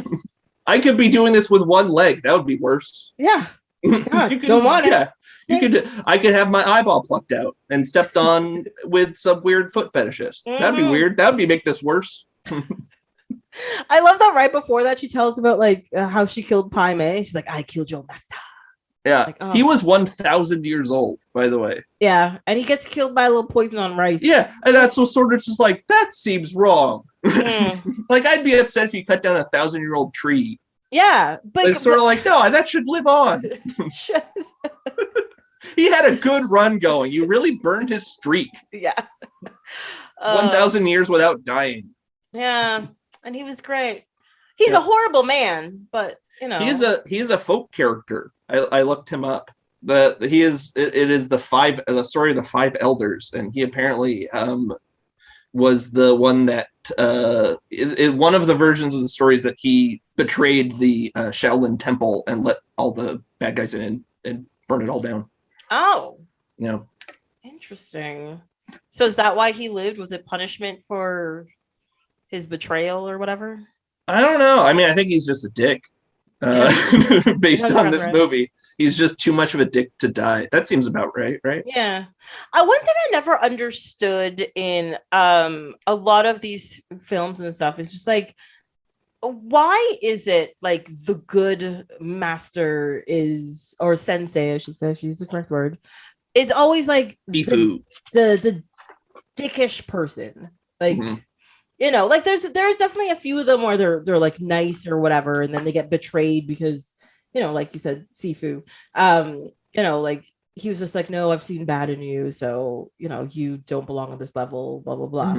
Mm-hmm.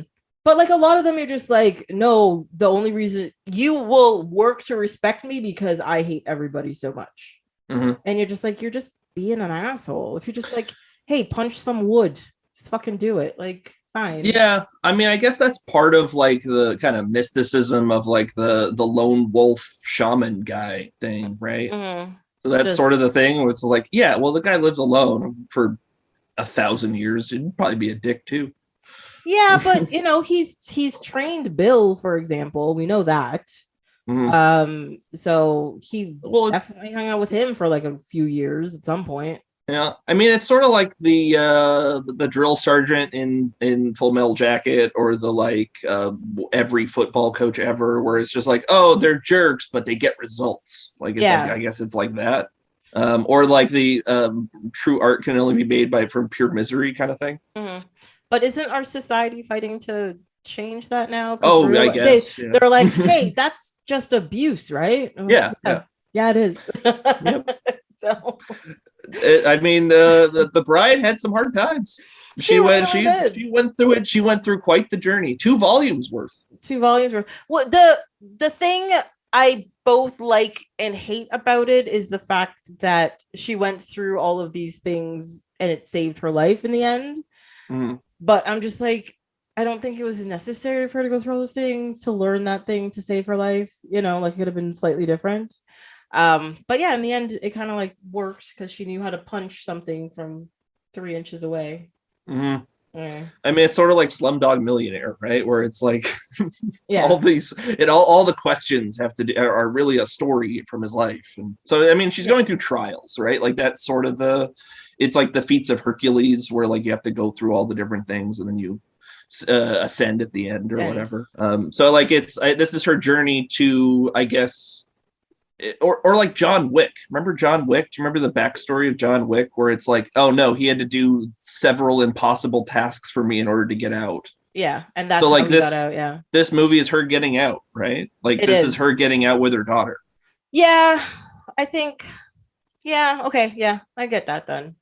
Yeah, but I mean, it's a cheap like plot thing. Like it's sort of just like in terms of real life stuff, no, it doesn't make any sense. But in terms of movie structure, sure. Yeah. To be honest, to be honest, this is gonna sound weird, but this goes back to VH1's Behind the Music for me. Okay. I know this sounds weird, but like they go behind the music and it's always like, oh, this person grew up in like the slums and they had to do all of these things and, but they persevered and now they're great people. You're like, look what they've done. It's amazing, blah, blah, blah. And then I saw the one on Beyonce. She's like, oh, I was born into a house. That was really nice. And my dad had like a recording studio in the basement for me. It was great. And then I sang a lot and it was fun. And then my dad took me to a party and we met people. Yay. And then I kept singing and then my singing was good. Yeah. And I was just like, go fuck yourself. I was like, what? You were just born with everything and you got stuff? And it's the same mentality. It's just like, no, you want to see people struggle. You want to see them work to get where they are. But if they're in a position to get what they want, you're just like, you're just wasting my time. Yeah. It's like, oh, you've been fine the whole time. Okay. Yes. You're like, oh, everything was good. Everything. It's not that you didn't do things to get there, but you were just like given stuff. That's impossible, So yeah, I get it. Yeah. I mean, to be fair, I have dealt with very little adversity in my life, so I can't really blame her so much. I'm like, I grew up in a nice house. Yeah. So. Granted, I'm not a billionaire singer. So I guess just like I could have done more or gotten more stuff, maybe in some way. I don't know. Yeah, every once in a while I do kind of think that. I was like, oh boy, I really was like born on like second base, not third base. Yeah. Second base. Yeah. I feel like I could have done better. Yeah, I really had all the tools at my disposal to not be the way I am. Yeah, I could have made it, but I was just like, I'll hang out here for a while. Yeah, all good. Yeah. So I think that's a lot of these stories is that kind of thing because like they got to be through pain for the audience to like properly root for them, or else you're just like, oh, you just had shit and then you did it wrong. Ugh, God. Whatever. Well, I mean, it's true. I mean, in the first movie, she brutalizes a lot of people. And like, I think the last note I have on the first movie is, why do all the limbs belong to her now? It is one of the weirdest lines. Yes. Like, it feels like one of those jokes in one of those shows where like the person doesn't really speak the language. And then they actually just said like chicken beaks or whatever instead of. Yeah. And it sounds like that, where it's just like they said the wrong thing, but no, it's not. It's like, no, those are mine now, which is the strangest thing. Well, I guess she took them. They're hers. Yeah. But I mean, like, I guess as an audience, if we didn't know that, like, I mean, even like I'm like the Buck stuff really makes me go like, oh, I'm looking forward to her killing a lot of people. Like it's because it's so awful. And like, and she gets shot in the head at the very beginning. The first like good chunk of the movie is just setting up how much of a rough time she's had. Yeah. Yeah. And makes you root for her. One of the other big influences on this movie is a movie called Thriller. Okay. Which is a Swedish movie. It's also called They Call Her One Eye. Okay. And I think, which is Elle Driver is like kind of modeled off her, I think, because she has an eye patch as well. Which is another revenge movie. It's Swedish. It is very rough to watch. Like as in like like violence or? So it's sort of like it has a human trafficking part to it. So like yeah, she as soon as you it, say that, I'm just like, oh, yeah, they addict her to heroin as well and cut out her eye. Yeah. It's also a movie that is there's different versions of it with different content. In some versions, they splice in pornography during the sex scenes. Because like it's not the same actress, but it's so it could be a porno movie. I don't know, but it is unpleasant. Yeah. So it's like that kind of movie. Like it's that greasy is what I mean. Like it's that greasy of a movie where there's different versions where they cut in different things. Like it looks completely different. I've actually seen that version, or at least the first like half hour was like, I'm going to bed. I'm done. But it's like a different stock. It's obviously stock footage of somebody else, so it's not doing anything as creepy as something else could be, but yeah, that is one of the big ones in this movie, and that's another one where it's just like building up the horrible stuff happening to this person in order for us to root for them to go on a shotgun killing spree. But I think I know she brutalized a lot of people in the first one, but because you get the aftermath right at the beginning, like as in like the scene in Texas, you see her being shot, you see she's pregnant, and you see her getting shot in the face. You're already like, holy fuck. And then you see the Buck stuff, and you're like, holy fuck. They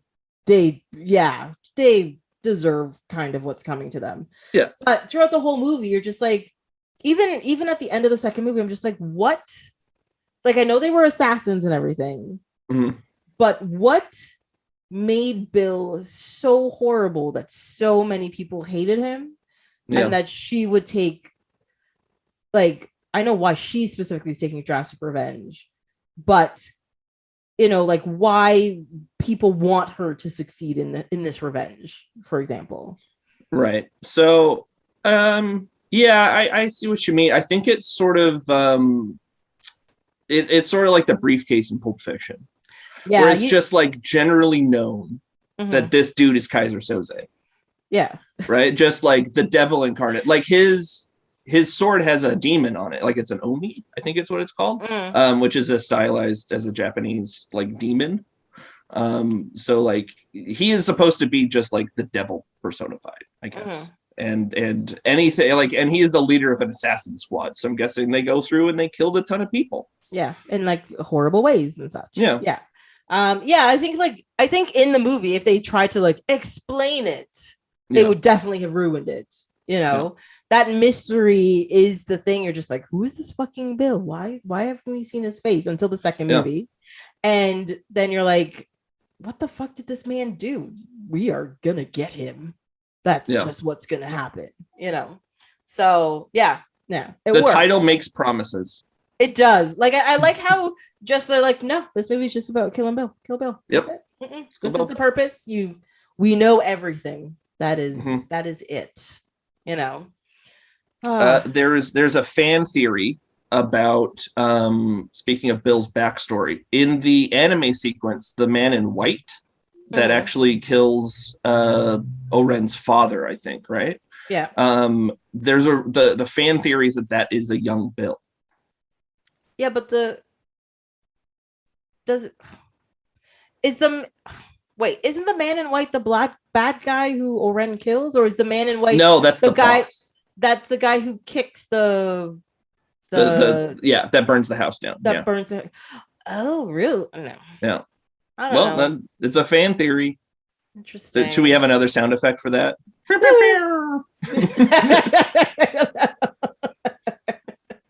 No, that's the club's about to start music. I'm sorry. That's just wrong. You're right. Yeah, it's just how it works. But he has like the similar like hair thing, right? Where his hair is kind of that length, and it would make sense that he would work as like muscle for like a mob boss, right? That's true, but I guess he would have been older than we think in that sequence, though, because Oren is only supposed to be like 28 or something, isn't she? Yeah, but Bill looks quite a bit older than everyone else. Like he looks like, in that sequence he's older. I see what you mean. Yeah, so like when you see Bill, like I mean, David Carradine was an older man, like was in his 60s, right? So if Oren's only supposed to, she's supposed to be in her early 20s or something, or mid 20s. So it's about 20 years before. It's about 20 years before. So I would say he would be like 40 something in that sequence. And because of how quote unquote bad Bill is, I don't know if that would make sense, because I don't think Bill would want to be the lackey to someone at that point. Yeah. You know what I mean? Yes, you are correct. I'll make one small point in favor of the theory, in that I just found out about it last night, but there is a visual rhyme. So when the man in white kills Oren's father by putting the katana through his head, it pans up to see his hand on the katana holding it, which is the only way we've seen Bill so far, with his hand on the katana on the phone. Ow. Okay. And I didn't say it was a Hattori Hanzo sword, but it could be. I don't know. Okay. I understand. Yes. But that does work in the timeline, because Hattori Hanzo gave up making swords 30 years earlier. And Bill could have been in Japan at that time training. But I still think he might be a little old. But yes, there is definitely, now that you've put it that way, yes, I understand that. Interesting. God, now I'm gonna have to watch this again. I'm not complaining, really. That's just fine. To be honest, I actually hadn't watched these movies in a little bit longer than I had realized. It's been definitely a while. And I like, especially the first one. Like I said, I think the second one has a different way of telling the story, so it kind of doesn't hit the same way. But this first movie definitely was just like, oh my God, this is just so good. Like, how is this allowed to be this good? Kind of thing. Like, it's just, everything about it I think is fantastic. It's just good. It's just really good. Yeah, it especially the chapter of the House of Blue Leaves. That's what it's called, right? The House of Blue Leaves. That everything in that chapter is pretty much just amazing. Just technically amazing, choreographically, like the choreography of all the fights is crazy. There's that crazy there's an overhead shot, like a crane shot that goes between multiple rooms. And like it's complete, and it's all timed out and choreographed as well, because like Sofie comes down the stairs, we pan over, the bride's in the bathroom, Sofie goes into the bathroom afterwards, like it has to all like as a dance, like it's all timed out, and like that thing is impossible to like do. I think there's a special feature on something that is just an explanation of how they did that, and it's because it was amazing. Super hard. No, it's great. And I think I remember that he had to create his own blood, because all the like traditional blood that was being used was like not what he wanted, so he had to create his own fake blood formula. What does that mean? Not what he, like, it wasn't thin enough, it wasn't thick enough, it was the wrong color. Like, well, I mean, if he wanted to go like full on like 1970s kung fu movie, it should be orange. Yeah. And water. Orange water shooting out of things. So that's just Tang, isn't it? No, they just use Tang. I know in black and white movies they used to use chocolate syrup. That was what they might have used that for the black and white sequence at the beginning. No, I heard they filmed everything in color and switched it to black and white after. I stand corrected. Okay. I can't argue with that, because that's why because they only switched it to black and white after the NC-17 thing, because everything was in color originally, apparently. Okay. That's what I heard. The when it switches to black and white, that was definitely shot in color. I'm just not sure about like the other sequences that were black and white, like the El Paso stuff. Yeah. Yeah. I'm not sure about that. Mm-hmm. Yeah, so I guess it either didn't. I mean, there's different types as well, right? So like, there's the one that goes through the hoses. Yeah. Which makes me, the sound of the hose makes me laugh every time. The shh of blood shooting out is always funny to me. God. Okay, but like, I've never seen somebody get decapitated, thank God. Yes. Or like had any arms severed or something. That's not what it's gonna do. Right? There's no way that it makes like a whooshing sound. No. I mean, there is spray involved according to all of the other shows like Dexter and CSI and such. So we can tell where the blood comes by the droplet splatter. But yeah, I don't think it makes like a hose sound at any points. No. And that's, they do that in old samurai movies. Old samurai movies, as classy as they are, sometimes they have the hose sound. And it always is weird. Like but it's charming. Yeah. So that always makes you laugh. So like, there's the water blood, which has to come out of the hose, but there's also the thicker stuff that he uses for other stuff. Yeah. That's like on people's faces and stuff. Yeah. So like, there's a whole bunch of different kinds that he has to use, but I think he had to get like barrels of it.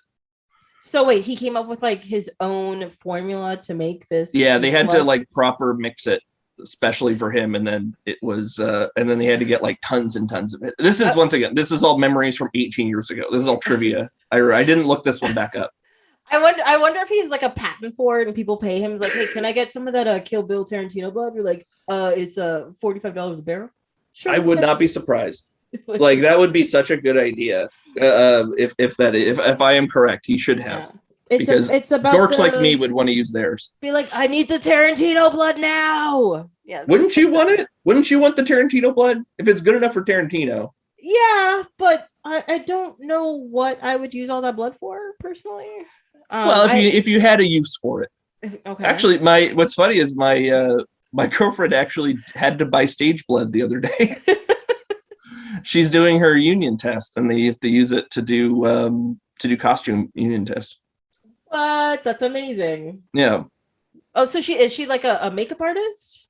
She does costumes. So she's not. I wouldn't call her a seamstress, but she works in the costume department on film sets and in theater as well. That is awesome. That's very cool. Mm-hmm. Get in there, get some blood on some stuff, make it work. Yeah, no, she said if you ever need some, which is funny that we're talking about this now. She really was just like, I only need a tiny bit. Yeah. So. But it only comes in this like 10-gallon thing. Yeah, no, she had to buy a barrel. She had to buy a barrel. No, I'm kidding. Oh my God. I'm kidding. That's a joke. She said, give me the QT. I love it. Yeah, I've like, except for Halloween every once in a while, which actually has been a very long time, I've never had to buy blood. I'm okay with that. I made a zombie movie when I was in film school. So I made fake blood for that. Makes sense. Yes. Yep. I did the corn syrup stuff though. I went old school. Yeah, it's just corn syrup and coloring, right? Yeah, and water. You have to like get it to the right right middle point. Right. Yeah. It's which is not easy. And then when you thin it out, it looks more purple when you add the food coloring. So you have to kind of balance the color as well. Or no, it comes out super pink, so you add some blue to darken it, but then it looks purple, so you have to like do a weird thing. There's so much involved. Actually, and like anytime you're on a set and blood is involved, it is a pain in the ass. Because it stains everything. It stains everything, and like if you're doing more than one take where somebody gets blood on them, you have to have like 18 different costumes that have to get blood on them, and then reset and clean everybody off. And then dry all their hair because you had to wash the blood out of it. Yeah. If you're just wanting to redo a shot, if you're like doing a setup again. The amount of blood they must have used in those sequences, unless they did one shot, which I think he probably tried to do, but there's definitely a couple of shots he would have had to redo a couple of times. No, her blood is inconsistent too. I think I remember noticing that when I was a kid because it's impossible to get it right. So like by all logic, by the time she gets to Oren in the garden, she should just be like Carrie at the she is covered in like the amount of spray coming out of one guy would cover you head to toe. That'll be it. Also, the fact that at the end of that sequence, when she's addressing everyone saying that all their limbs belong to her now, the eye guy is still running, like bouncing around in the background, holding his face. Yes. Just like El Driver does on the other one. Like, once again, an incredibly dark joke. Dark. But a joke nonetheless. Yeah. But also the part where she's like, she's about to go to the garden and there's like the room where the other kids are. And there's that one little kid left that she like spanks with the sword or whatever. And I'm just like, that means you just dismembered. Like a few of those people are children. Like, I don't think that one kid is the only kid that was being indoctrinated. She's dismembered and maimed a couple of kids. Well, I mean, she'll have to take inventory at the end with all her hands and feet. Yeah. So she'll be like, "Ooh, this one, this one's a lot smaller." But that's a lady. No, that's a lady hand. That's fine. Okay. Yeah. But she also killed what's her name? Go? Yep, Gogo Yubari. Yeah, she's 19. Like she's a psycho. She was 17, I thought. Oh. Didn't it say 17? Maybe it was 17. But maybe. I don't remember. Yeah, she is technically a child. Oh yeah, 100. She was wearing a schoolgirl uniform. Yeah, that's just a thing. I guess, but it is still, she's dressed like a girl that goes to high school. Yeah, she probably like handed in her math assignment and came over to hang out. You're like, oh my god. And she's got a mace that has like a blade coming out of it. Oh that is a reference to the Flying Guillotine, which was a kung fu movie the Shaw Brothers made, I think. Oh, cool. Where you would throw it and it was like a disc, but then when it got to somebody, it would pop out like this. Yeah. And like cover their head like a helmet, and then there would be a blade on the bottom that would cut their head off. What? Yeah, that was the Flying Guillotine. That is definitely a flying guillotine. That is crazy. Yeah. Oh wait, I forgot to make the fun fact thing. Whoop, whoop, whoop, whoop. Fun fact, guys. Fun fact. So many fun facts. I'm loving it. Yeah. This is great. So, I mean, I know we've been jumping back between 1 and 2, but we're now officially on 2, yeah, I think so. Yeah. The whole, when you finally see the interaction between her and Bill at the church before the massacre happens, you're just like, oh, when is it going to happen? When's it going to happen? They're talking so nice to each other. What's going on? Are you sure this is when it happens? Maybe something else happens. And then you see them like outside with the guns coming in and you're just like, oh, fuck, oh, it's great. Yep. I guess we can actually talk about David Carradine. He is great in this. He is. I think he delivers like a few different monologues, like and pretty long, even for kind of Tarantino ones, that are awesome. He does such a good job. I think almost every time he talks, it's a quote unquote monologue. Yeah, pretty much. Yes. He also starts one with Once Upon a Time in China, which is a Jet Li movie series from the early 90s. Why do I think I have Once Upon a Time in China? Do you? That's coming out on Criterion like this month. Oh. So like they're just did a big, they're getting a big push on that one lately. Yeah. No, that one, that's an episode for next year. Cool. It's going with Once Upon a Time in Mexico, which is very bad. It's fine. Have you seen Once Upon a Time in the West? Yes. Yeah. Isn't that a it's a Sergio Leone movie. It is. Yep. Also one of Tarantino's favorites. Also a weird fact, I have watched a surprising amount of Western films because my mother loved Westerns. Cool. I like Westerns. Except for the 3 Man with No Name movies and 2 Mules for Sister Sarah. Don't ask me the name of any of them. Okay. I actually wrote down a note about one of those. Oh, really? Yeah. So like the scene after she comes out of the grave and she's like wandering through the desert, it's very similar to a sequence in The Good, the Bad, and the Ugly. Yeah, where the man with no name, aka the bride, was hung and he got himself down and he's walking out. And he's wandering through the desert and he's all like chapped and like sun bleached and burned up. Yeah, I do love that part where she walks into the diner, just sits down, and like, but the guy in the diner sees her coming from outside, and it's like all the dust is just like billowing out of her, and she walks and sits down, smooths down her shirt, and she's like, "Can I have a glass of water, please?" Yeah, love that. Okay, scene. That's a funny scene. However, then the next scene, she's still dirty. Yeah.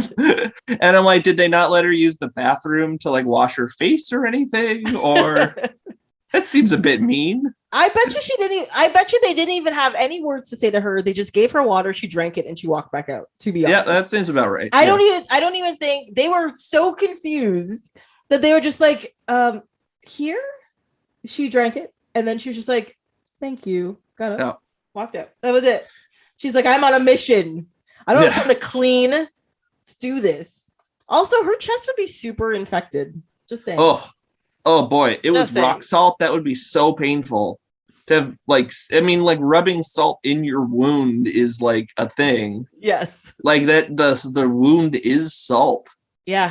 Mm-hmm. Oh, that's horrible. And then you got all that dirt in it and all that kind of stuff. I do like. I know. Okay, the part where she gets out of the grave.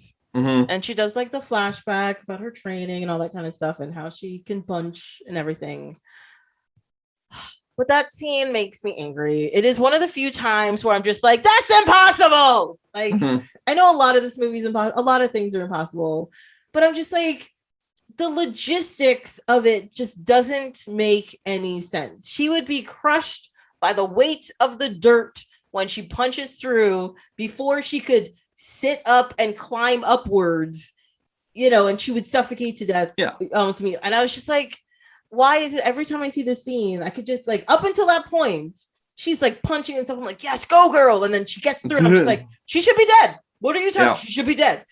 I don't know why, but it just like rips me right out of it. And I'm just like, oh, why are you doing this? Yep. No, and it comes out of the grave of Paula Schultz. Yes. Which is the name of the chapter, which is a movie called The Wicked Dreams of Paula Schultz.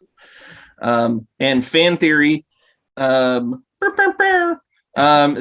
is related to the Dr. Schultz from Django. Oh. Yeah.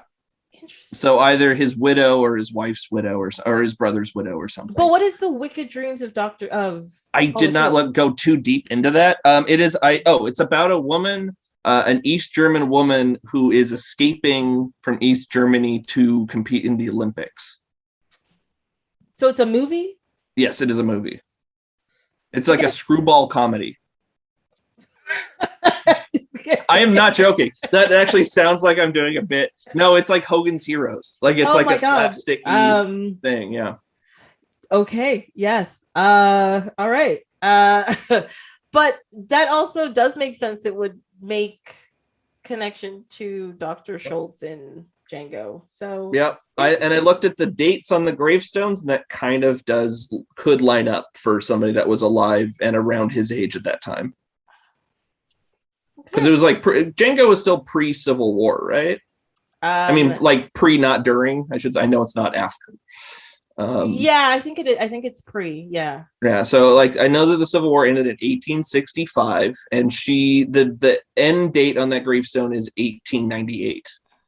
So she would have been like in her 30s or 40s. But wait, and she's going to the Olympics? Oh no, that's a different thing. Oh, that's a real movie. I'm talking about like the fake shared universe thing. Fake shared. Okay, gotcha. Yeah. I was just like, wait, what is happening here? Yeah, no, I went on a couple different tangents at once. Gotcha. But, yeah. Okay, makes sense. Yes. But yes, no, you're right. You cannot climb your way out of a grave. No. No matter how hard you punch, you cannot. Definitely not in that manner, because if you can't make a hole and stand up in it and then go upwards, she's pretty much being Superman. She's like flying out. Yeah. Yeah. But the thing is too, is that the weight of the dirt, because it's fully covered. Yeah. The weight of the dirt on top of it, if she breaks it, that thing collapses. She is crushed and will suffocate. Yeah, it's like quicksand. Yeah. It would work like quicksand. It's over. That's it. Yeah. So yeah, that part always takes me right out of it. And then the scene with the diner happens and I'm like, haha, and then I'm back in. Yeah. Yeah, no, I mean the movie does, like, it's really telling you it's not real. the whole time, like more so than I think pretty much any of his other movies. Like even like her name is bleeped out for a good movie and a half. Yes. Which is very odd. But I think at this point in the movie, like when she's getting out of the grave, we know her name is Beatrix Kiddo.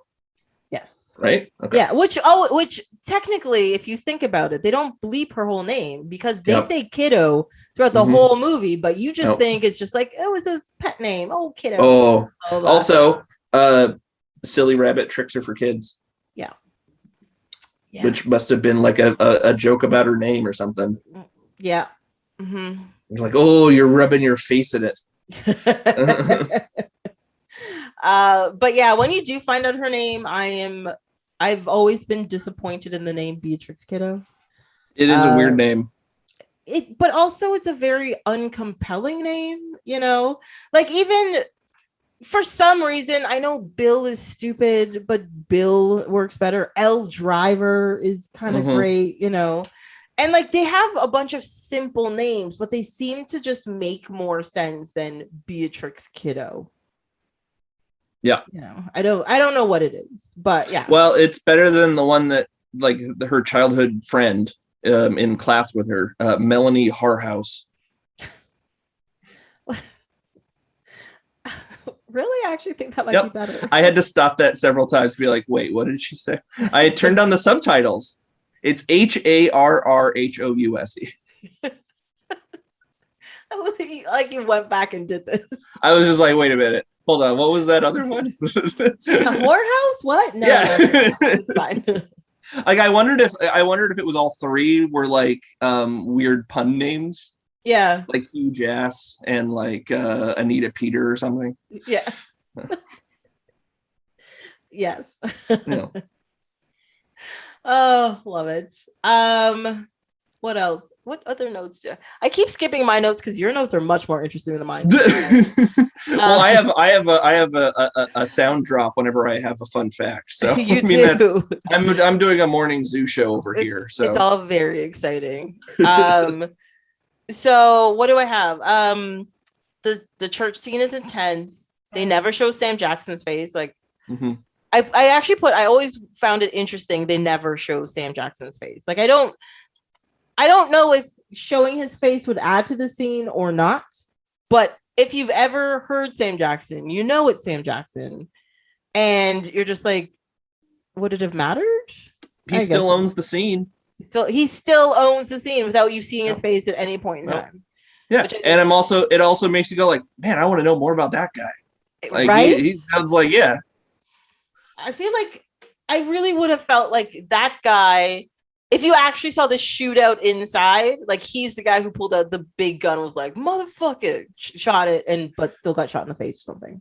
Oh, it was in the piano, like Once Upon a Time in Mexico. Yes, exactly. He had a gun piano. Just let it happen. Just let it happen.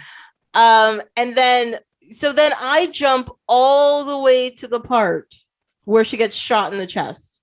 Okay. And when she spits at Bud, and then Bud spits back at her, and it's just like this line across her face. Yeah, the tobacco spit. It's so disgusting. Yeah. Like it comes back later too. It does. When she throws the bucket. Oh my God. It's so sick. Yeah. This one is grosser. It's weird. This movie is so much grosser than the first one, even though the first movie has so many dismemberments in it. But this one is gross. Like it's visceral. Let's go that way. Yes. Yeah. Very textured. I had this like sandpaper gritty. Yeah. There's this TV show I was watching for a while called The Detour, and I had to stop watching it because every episode, for some reason, there was some sort of viscous fluid that ended up on or in someone. And I was just like, oh my God, I can't do this. But the show was very funny. But every time I saw one of these scenes, I was like, I mean, the word viscous is the best. Here's why viscous is such a good word. Viscous, it feels like it's viscous. Like the word viscous feels like it's a viscous substance. It is, yeah. Mm-hmm. Yeah. And that's so visceral Yeah. to me when you said viscous fluids getting into people. On or in, yes. On or in people. So I think I'm just going to scratch that. Anytime you say on or in someone, yes, I'm going to be grossed out. Can I give you an example? Sure. Okay. So, start off. This woman decides to have a home birth. We're going to start there. Oh, Christ. And her doula hasn't showed up. And she's screaming for help. She's in like this tub in her living room because that's where she's supposed to be. And the neighbor comes over. It's a dude. He's like, I don't know what to do. I don't know what to do. And his wife's there and they're all screaming, going crazy and stuff. Baby comes out. And of course, as many people know, other things come out, right? It's in this pool, but they get her out of it. They're standing around trying to figure out what to do. This guy's holding the baby, gives it. He slips and falls face first into said pool. Yeah. Okay. Yeah. On or in. Yes. Whoa. It's in his mouth. So yeah. I think like anytime you get a viscous substance on or in you, it is something you're going to remember forever. Yes. But that's I'm not gonna give you another one. It's fine. No, it's fine. I believe you. But yeah, I had to stop watching for a while because it's like I can't do this every episode. Like it's a lot. Kill Bill 2 definitely has its viscous fluids. Yeah, that end up on people, which is or are on their toes. Yes, or on their toes. So yeah, it was a lot. Like I just gag every time I see that in the bucket as well. I'm just I think the only thing I have in between is how much I love Pai Mei's beard flip. Oh my god, that it's such a glorious, great punctuation. I mean, the reason I looked up the folklore thing is because I'm like, this is not a creation, right? Like this feels it because it's so much of the stereotype that I'm like, is this like a stock character that has been used in like a bunch of other movies? And it is. Mm-hmm. So that, but yes, the like angry like with the beard is so fun. It's so great. And it's so funny. Tarantino was actually going to play Pai Mei originally. Well, I'm glad he didn't do that. Yep, that feels like something that we would have had to have talked about. Yes, we would have talked a lot about it. I would have been like, first of all, that would have been the whole thing. Yes. Okay, I'm glad he chose wisely. Yes, for once. Yeah. But like dubbed over, so he like would have been dubbed over in Chinese, which I guess would have been kind of funny. No, but also would have been worse. Yeah, I mean, but it would be like riffing on the dubbing thing, right? So like he would be a person speaking English, then dubbed in Chinese, and then subtitled. It's a lot. Yes. Yeah. But okay, so this raises a question for me because like watching this movie again, we've as a society, you know. Hold on there, Joker. We have come to a point where like there is a line between homage and appropriation, right? Yeah. And at certain points of this movie, I'm just like, that's not an homage. That you're just taking shit, you know.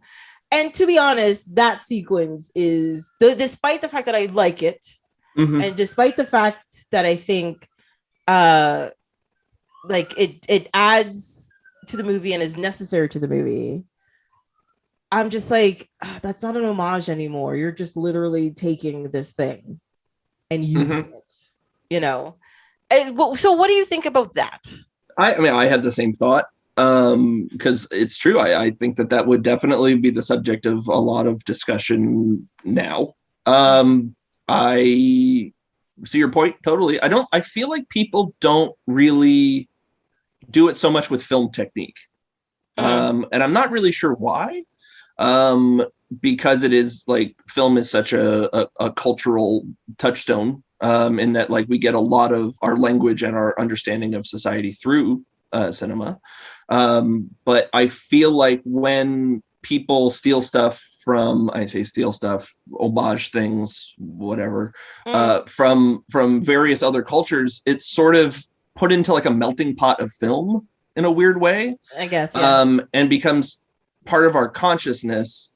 So like, I mean, I'm not a huge kung fu person. I don't know a ton of East Asian films, at least at the time when I saw this, but I was still aware of all of those things. So like the crazy sound effects, the like wire work, stuff like that. Those are all things that were very much in 1970 Shaw Brothers wuxia, I think is the term for Chinese action films, or Japanese maybe. I don't remember which one wuxia is.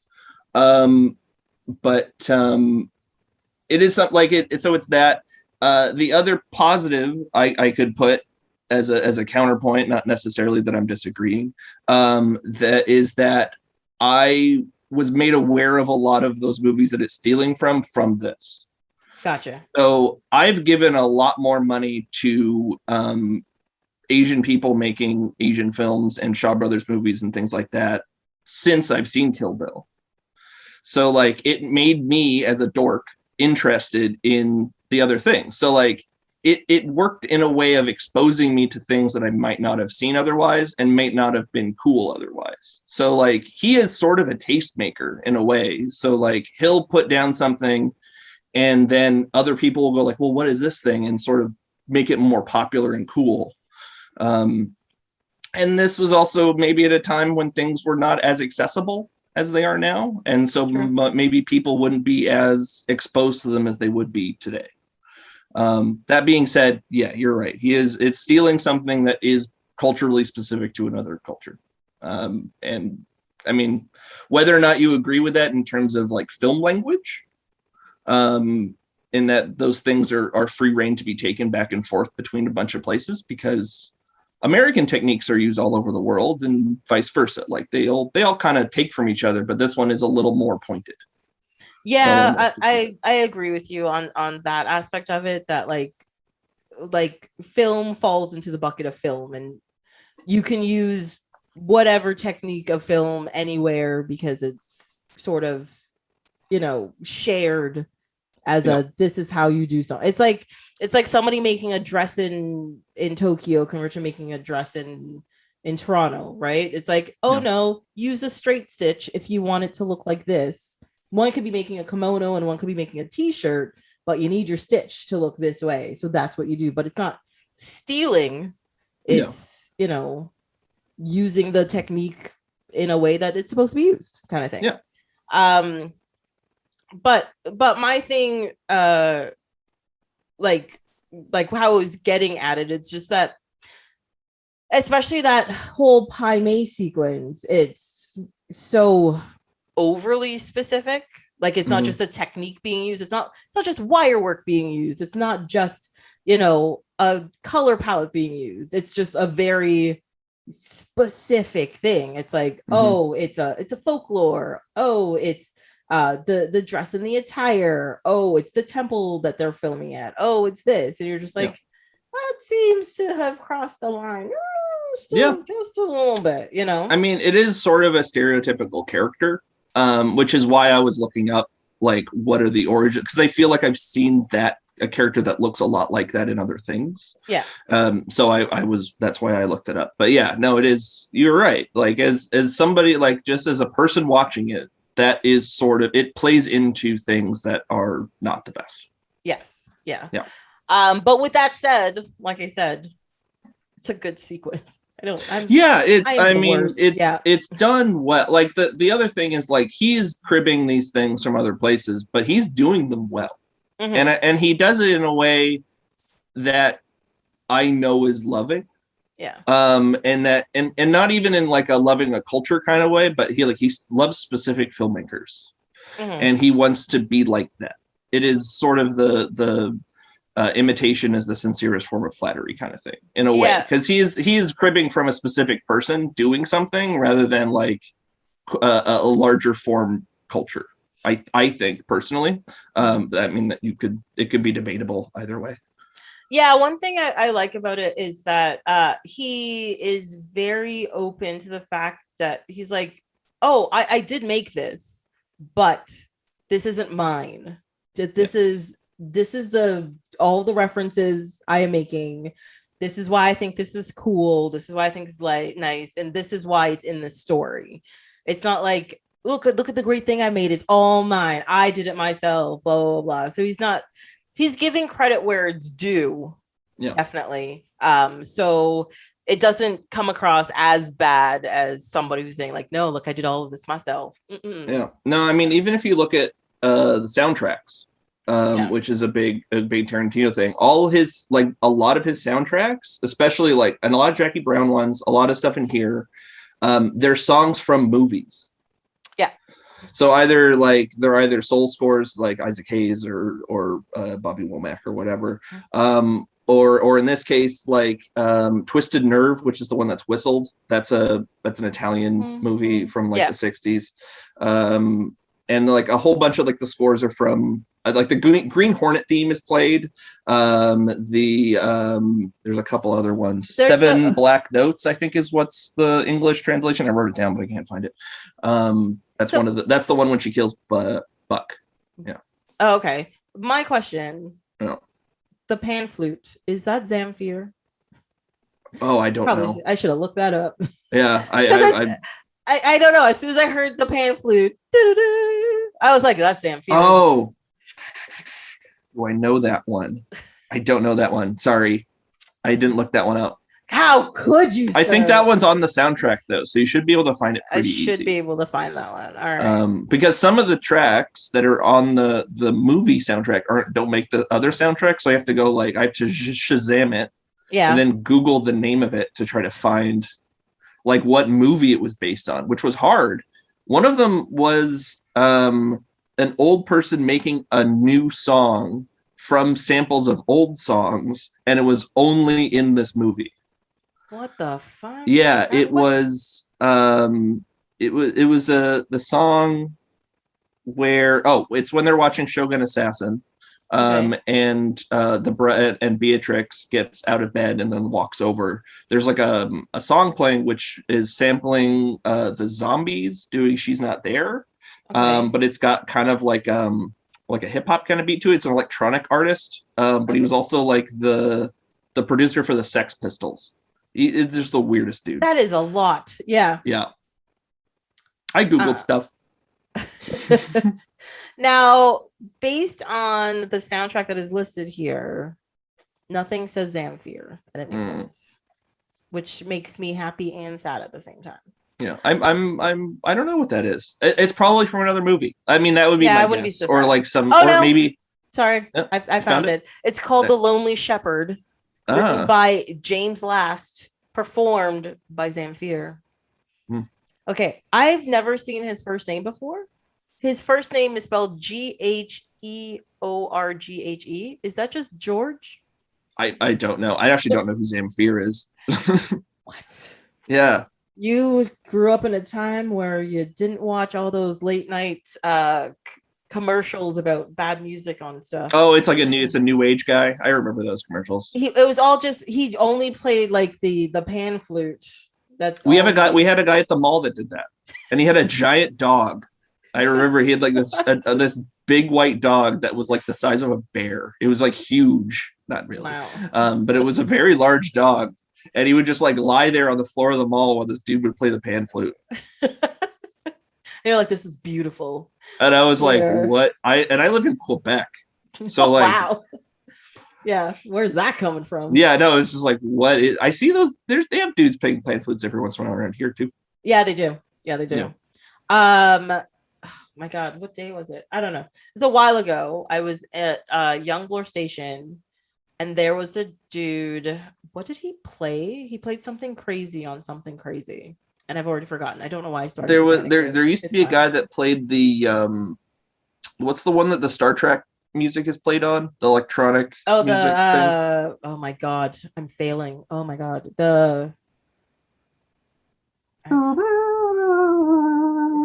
yes, that thing. Yes. Yeah. I forget the name. I should know what that. Oh my God. But I'm gonna lose my Star Trek nerd card, and I have to Google this, and I'm very mad at myself. The nerds are going to come after you because you can't remember the instrument that the theme song was played on. You'd be surprised. The theremin. Oh, my theremin. God. That's it. Yes. So yeah, there was a dude that played the theremin at Young Bloor for a little while. Mm-hmm. I'm gonna say this. I Googled Star Trek instrument, and the first thing that came up was a video, and it's a picture of a woman in front of an orchestra who looks very beautifully made up, and she is just going at something. I don't know what's going on there. Yes. That's a very vague description of what you're seeing. It really is. It's a very beautiful woman, going at something. I'm like, whoa. Go a couple different ways. Please don't take it that way. No. Oh my God. She is. Oh, never. You know what? No. I am not describing things anymore. It is fine. She's playing the theremin in front of an orchestra, dressed to the nines, like she's at the Oscars. Cool. There you go. Yeah, I don't know where the theremin is really that acceptable, but yeah, no, that's why. Only playing the Star Trek opening, apparently. Yeah, exactly. Yes. So we figured things out. Yay. Yeah. Let's see. Do I have anything else? Oh, I was gonna say I love shitty margaritas. That's what I wrote down.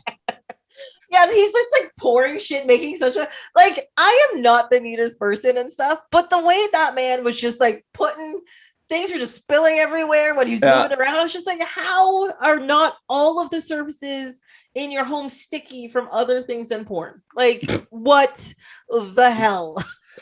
However, I was super thirsty. I was like, oh yeah. Well, like the margarita thing was in Once Upon a Time in Hollywood too. Like he also makes shitty margaritas. Yes, yeah. So like, and I'm kind of like, oh, I could go for a shitty margarita right now. Like that one from like the bot, like the when you have the mix, like when you have the margarita mix. Oh, it's so bad, but so good. It's just like it's like you're drinking like you're drinking like a hummingbird because it's just like syrup. Yeah. Oh. I haven't had one of those in a long time. Oh my God. Oh, it's because I'm an adult. Yeah. But also, like, I wish I like. It's like margaritas are more of like a Southern California thing anyway. So like that dude, it's in Barstow, which is where Bud lives in this movie, which is funny. Barstow sucks. Okay. Well, it's from what we've seen of it in this movie, yeah, it looks like it sucks. Well, it's the only town there. As in, like, you drive through 2 hours of desert to get to Barstow in either direction. Oh. Yeah. So it's fun. it's like a little oasis after you hit the desert and go back into the desert. So like everyone stops there to get food. It's where the first Del Taco is. Sorry, I don't. Sorry. Whoop, whoop, whoop, whoop. Fun fact alert. First Del Taco. It's in Barstow, California. I don't know why I thought that was so funny, but that was very funny. Yes.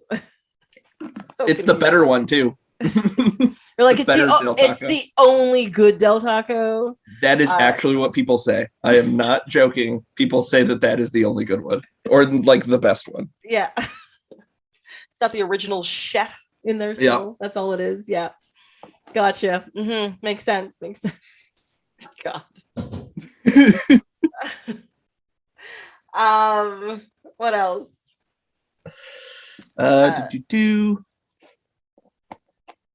Yeah, my notes go all over the place. Yeah, I think the next thing I have that I haven't touched on already. There's cat. There's a cat. Is once we're like with Bill, I think is the next thing that I have that we haven't already discussed. Yeah, I didn't write any notes on that sequence. Not because I didn't think it was interesting. I think it was too interesting, and I was just watching it, and what my problem was. But that whole thing is just so. It's not even. It's nerve-wracking, but not in the same tension-inducing as the rest of things. If you know what I mean. Yeah, I think I love the Superman speech. I think I actually cribbed it for a paper I wrote in university about Superman. I think I've actually quoted that. Yeah. In an episode of this, and I was like, where did I get that from again? Right. And my guest called me on it, and I was like, I don't know, but Mhm. Clark Kent is his costume, not the Superman. That is a super interesting way to look at it. Like it is sort of like, oh, then that's pretty, that holds water. Yeah, it does. Yes. But it's also pretty scary when he's doing it because like he's already shot her with the dart at that point, right? Which was a surprise. And so now you're kind of like, well, what's going on now? Like he could do anything at any point. So he like when you say like why is he so bad? Like he does have an aura of like he is pretty scary. Like in just like the amount of power he has in that scene where the bride or Beatrix the whole time is she's really been the star and like she's really been in control of pretty much every situation. This is the first time she's been like disarmed, really. I mean, she was disarmed and put in the grave, but like you still felt like she was going to do something and you kind of knew like, oh, she's going to get out of this. She'll be fine. But like you kind of didn't know when she was in the room with Bill. It's true. Like I think the people that seem to scare her the most are the people who are like, I'm gonna fuck up your face. Yeah. Because throughout the whole movie, every time anybody sees her, they're like, oh, you're very beautiful. Oh, I love your hair. Oh, you're a gorgeous one, aren't you? Blah, blah, blah, blah. Men especially. Except that gravedigger. He'd seen better. Yes, somehow. But the people that just that little troll. Like he I don't mean to be mean to that actor, but like it's that line is funny because of the way he looks. Yeah, and you're just like, you? Yeah, I've seen better. Such a shitty dude thing to say. It really is, right? But I find the people that scare her the most are the people who are like, I'm gonna fuck up your face. So that's Paimei, that's Esteban, and that's Kill Bill, right? Kill Bill, like that's his name. It's just Bill. Anyways, but as soon as she gets shot in the leg and she's like, I'm gonna pull this out, he's like, I'm gonna shoot you in the face with another one if you don't leave that in. And that's when she gets scared, even though she's threatened throughout all of the movies with all kinds of physical violence.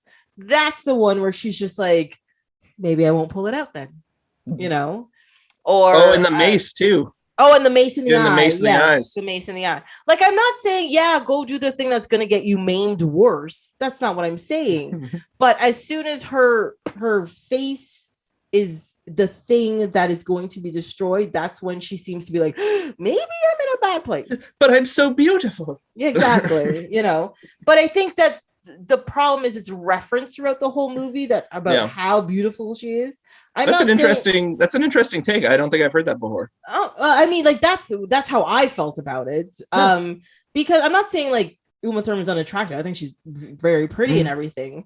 But how they go on about her beauty, I'm just like, oh, really? Okay, that's fine. You know.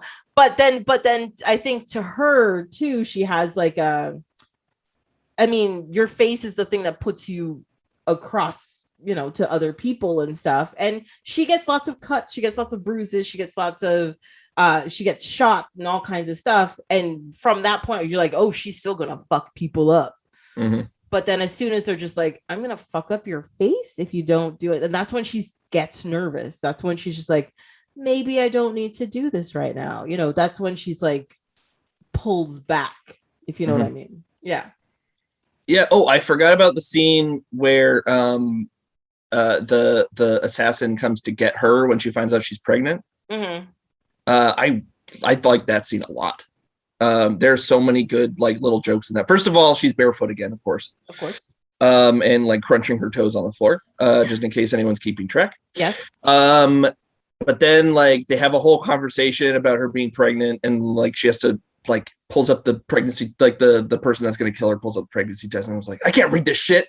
And then just like the box with the instructions on the floor, and she has to like find that one, and they're like, it's such a weird joke line because it's like he built up the stakes in that scene as well, but then deflated it with just like kind of inane bullshit. Yes. Where it was just like really boring banal stuff, like trying to read the pregnancy test properly, even though it's always like, oh, it's blue, it means it's positive. Or there's a line. It's always the same. How many lines? Yeah. I don't know. Yes. Yeah. How many lines is that? But yeah, I just didn't want to forget to talk about that scene because I dig that scene. It's fun. No It's a fun little tangent. Yeah, it is a fun tangent. I do not love the scene as much as you do. Like I said, I find this movie does weird things, and I found that scene, the way it is cut, the way it's even lit, is different than everything else, and it makes me like go what? But not in like a I'm out of the whole movie thing, but this doesn't fit somehow, even though it does. If you know what I mean. I know what you mean. It's shot differently. You're 100% correct. I mean, the Pai Mei stuff is also different and has I think it had a different film stock and a different color grade. Yes, so like it is also kind of feels a bit out of place as well. So this movie feels a bit more of a Frankenstein than the first one does. Yeah, which is odd because that first movie, it has a couple different things, and like the Vivica A. Fox sequence is like so oversaturated and bright. But for the most part, it's rather consistent. I actually think that whole first movie is oversaturated, to be honest. Like it's very, like all of the colors are saturated. Like even in the last fight sequence, and the moonlight's there, and the white of Oren is popping, and the red and the like, as in the blood and the yellow in her suit is just popping out. But do you also see cherry blossoms in around them, and they're also quite vibrant in the moonlight that is extreme onto their space. You know, I'm pretty sure he put computer affected I'm pretty sure the snow is CGI because it's not falling fast enough. Yeah, it's also not falling on them in any way. It's just in between, like around, over kind of thing. And even when Oren finally gets cut and they show like the white and the blood in the snow, it's fucking red. You know what I mean? Yeah, like I find it very saturated. Yeah. No, you're right. But during that sequence with Cottonmouth, I was like, is my TV wrong? Like, I was like, because I've accidentally reset my pictures stuff once before. It took me 2 days to fix it because of just like, this feels wrong. Yeah. And so that was another one. I was like, this is too bright. Like it's like it's going off the chart, like color wise. Like, is it like it looks like it's bleeding? But like the color looks like it's bleeding. It's just in that sequence. I didn't notice it with the other stuff. Others, but that sequence too is very different than all of the other sequences. As in, it is bright day. It's like 3:00 in the afternoon. It's a suburban neighborhood. It's almost like the way the neighborhood looked almost reminded me of Edward Scissorhands, to be honest. And when she pulled up to the house, the view you have is actually the house across the street. And I swear to God, that house has been used in something else. When I was staring at it, I should have looked it up, but I could have sworn that house has been used in other movies. And then they go into her house. Yeah. It does. I mean, it looks like a kind of Southern California suburb. So yeah, I wouldn't be surprised. I think it could have been like Jackie Brown's house. Like it looks like it could have been like a similar like layout inside. Or like I don't know what else.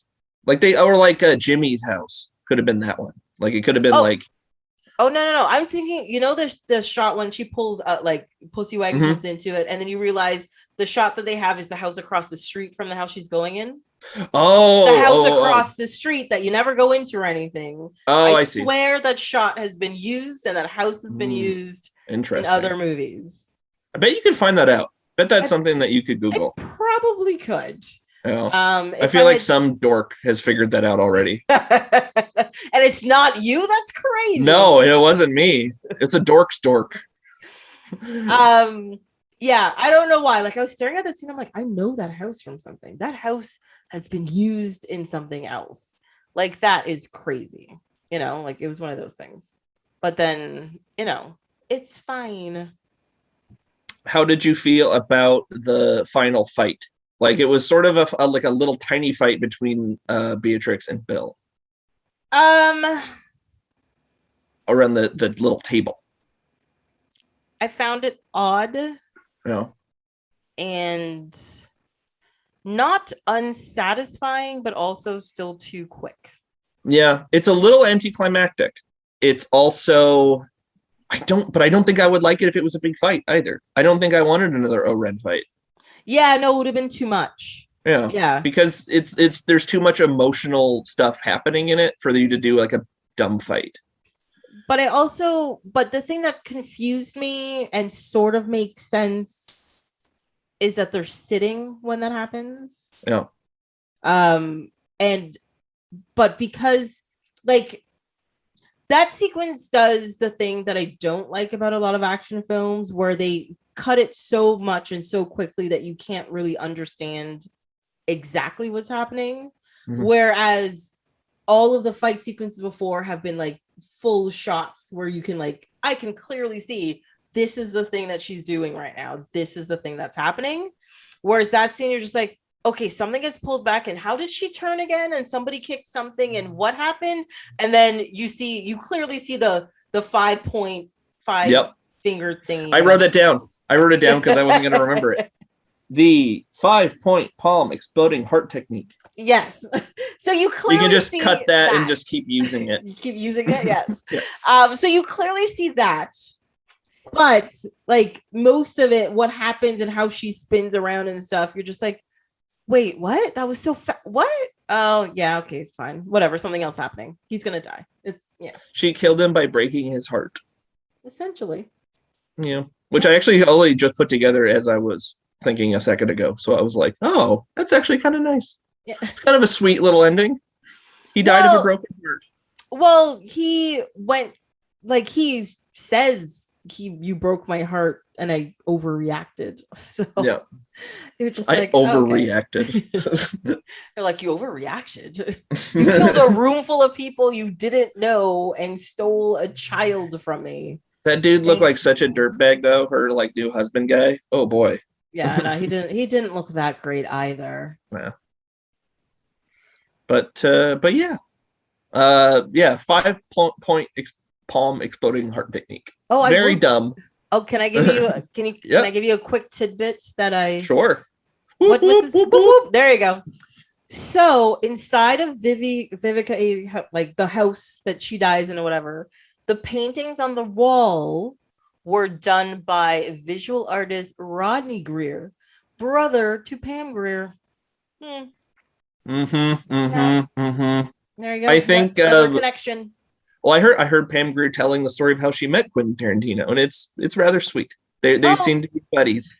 So like he would just like he like came up to her on the street, like he found her and was just like, oh my god, I'm so like blah blah blah, and I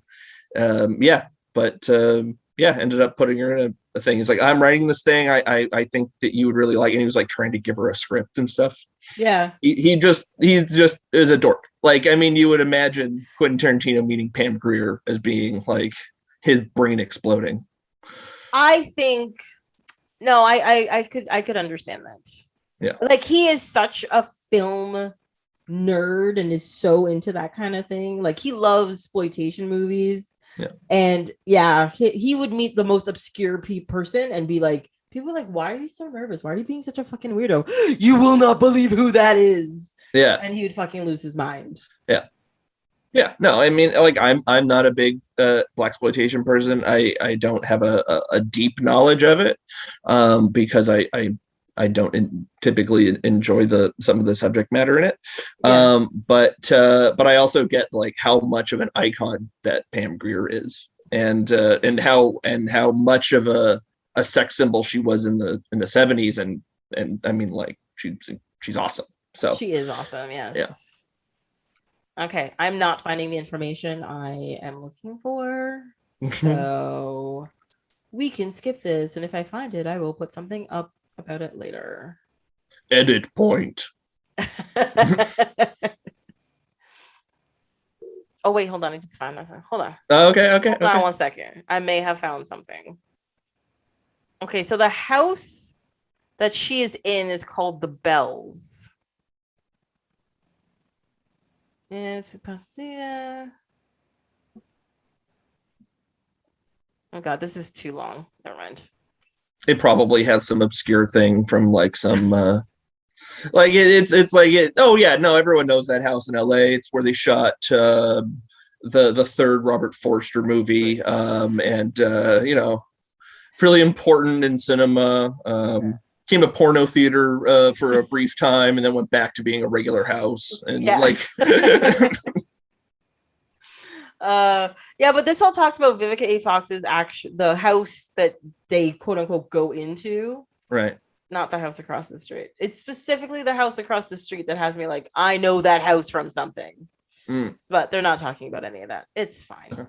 It's fine. Don't give me the information I want. Ugh. Oh no, I hate it when Google doesn't confirm the thing you think. I mean, like, it's not like I'm going past the first page or anything, but whatever. Yeah, but even all the pictures are ignoring that house. The other house? Yeah. It's not the same house, right? Like, it's not, they didn't do like some trick where they like, oh, we'll do the establishing shot here, and then she'll look the wrong direction, but no one will know the difference. Oh no, it's a very different house. It's a very different house. Yeah. You actually see the house out the window when they're fighting and the bus pulls up. Right. So you see that house. So they're not trying to pull any kind of like weird trick that way. Okay. It's weird that they got a location for that though. Yeah. If it was like fully the house, they would have, I'm sure most of it was a set. Yeah, I'm pretty sure it was like the interior was probably a set and they probably did like a weird green screen thing for it. I wouldn't be surprised. Just take kitchen has to have been a set because they shoot a gun off. I don't think you can do that at I don't think you could do regular suburban house. Yeah. There'd have been a lot of questions. Be like, what's going on in the middle of the night? Like, it's fine. Well, no, it's middle of the day, right? Never mind. It's they would have shot all the day stuff in the middle of the night just for funsies. Just for fun. It's hilarious. Yeah. We'll just get a big light. You know what? I think it was used in a Halloween movie. That's what I think the house is. That makes sense. But wait, that house isn't in Illinois. What? I know. But the fact is that nobody has written anything about that house, so I may be wrong. But for some reason, it's triggering Halloween movie. Now we know what you're going to ask Quentin Tarantino when he guests on the show. Exactly. I'd be like, hey, this house you used for the establishing shot at minute 10 of Kill Bill Volume 1. Like, what's the story with that? And then you say, well, that's all I had. Thank you very much. Have a good day. Thank you for giving me this information. Super. Yeah. Yes. And he's like, all right. Bill's house in this movie is very nice. I would like to live in that house. Yep. It was a very nice house. That last sequence is striking in how much it slows down the pace. Yeah. And then it's beautiful. It's a nice sequence and it's in a really nice house and everything looks like it would be really nice to live there. Yeah. Okay. And they seem to have a lot of kung fu movies on here. I just want to say one thing. I just found a website where it's almost like Google Street View, and it shows the house, and then you can turn it around and see the other house across the street. Mm-hmm. But also doesn't give me any information about it. It's fine. What a fun, creepy thing that you could do. I know, right? Ooh, this is weird. Well, but yes, I swear that was in like a horror movie or something. I am not as well versed in Halloween movies. I did see the new one. I did not like it. Wait, the one that came out like a couple weeks ago? Yeah. Okay. It was pretty bad. Okay, I'm not surprised. Yeah. I mean, I like that first one. The original of Halloween? The series. No, of the series. The reboot Halloween, the one from like H2O, I think it was called or something. No, that one's from like 20 years ago. There's one from like 4 years ago. Oh, that's right, there is, isn't there? Yeah, I don't know. That one's pretty good. I think H2O was the last Halloween movie I saw, and which is 2000, right? I think so. And Joseph that would be the 2-0. Levitt died right in the beginning of it. Rest in playing peace. Hockey or something. Yes. Anyways, okay. Way tangent looking up the stupid house. I apologize. Anyways, we can talk more about this last final fight sequence and the daughter and all this kind of stuff. Yeah. That daughter's very cute. Very cute. and I don't think I realized when I was 15 or 16 when I saw this originally how touching the moment is when she walks in and they're playing like with pretend guns. Yes. It's so incredibly sweet and touching, and Uma Thurman puts in a performance that is quite something. It's just like, oh my god, this would be very overwhelming. Mm-hmm. And she kind of like, though she tears up, she holds it together, and like plays along, and is like, I'm like, I'm playing, bad guys with my baby. Yep. This is crazy, but also shows how sweet the girl managed to be as well. When she comes up, she's like, "Don't die, mommy." Like the whole. Yeah. You're just like, oh my god, I would have melted. Mm-hmm. But also, like, I don't know if this is like, this was supposed to be like to show that Bill was changing and all, or something, but that little girl was so nice compared to everyone else in his life, or people he's trained, or people that he's been with, that you're just like, how can she be this sweet still? Like, I know she's only 4, but she's sweet. Well, I think like Beatrix did love Bill, right? Like, it's not that he was I think that they have a complicated relationship. Like, she escaped not because of him necessarily, but because she didn't want that life for her child, right? That's sort of the storyline. So I don't know if he's supposed, I mean, he is a monster, as we know, but he still is charming, kind of like Esteban, where it's like, no, he's a dangerous person, but he can be good and sweet when he needs to be. Yeah. Whether or not that's for his own. Yeah.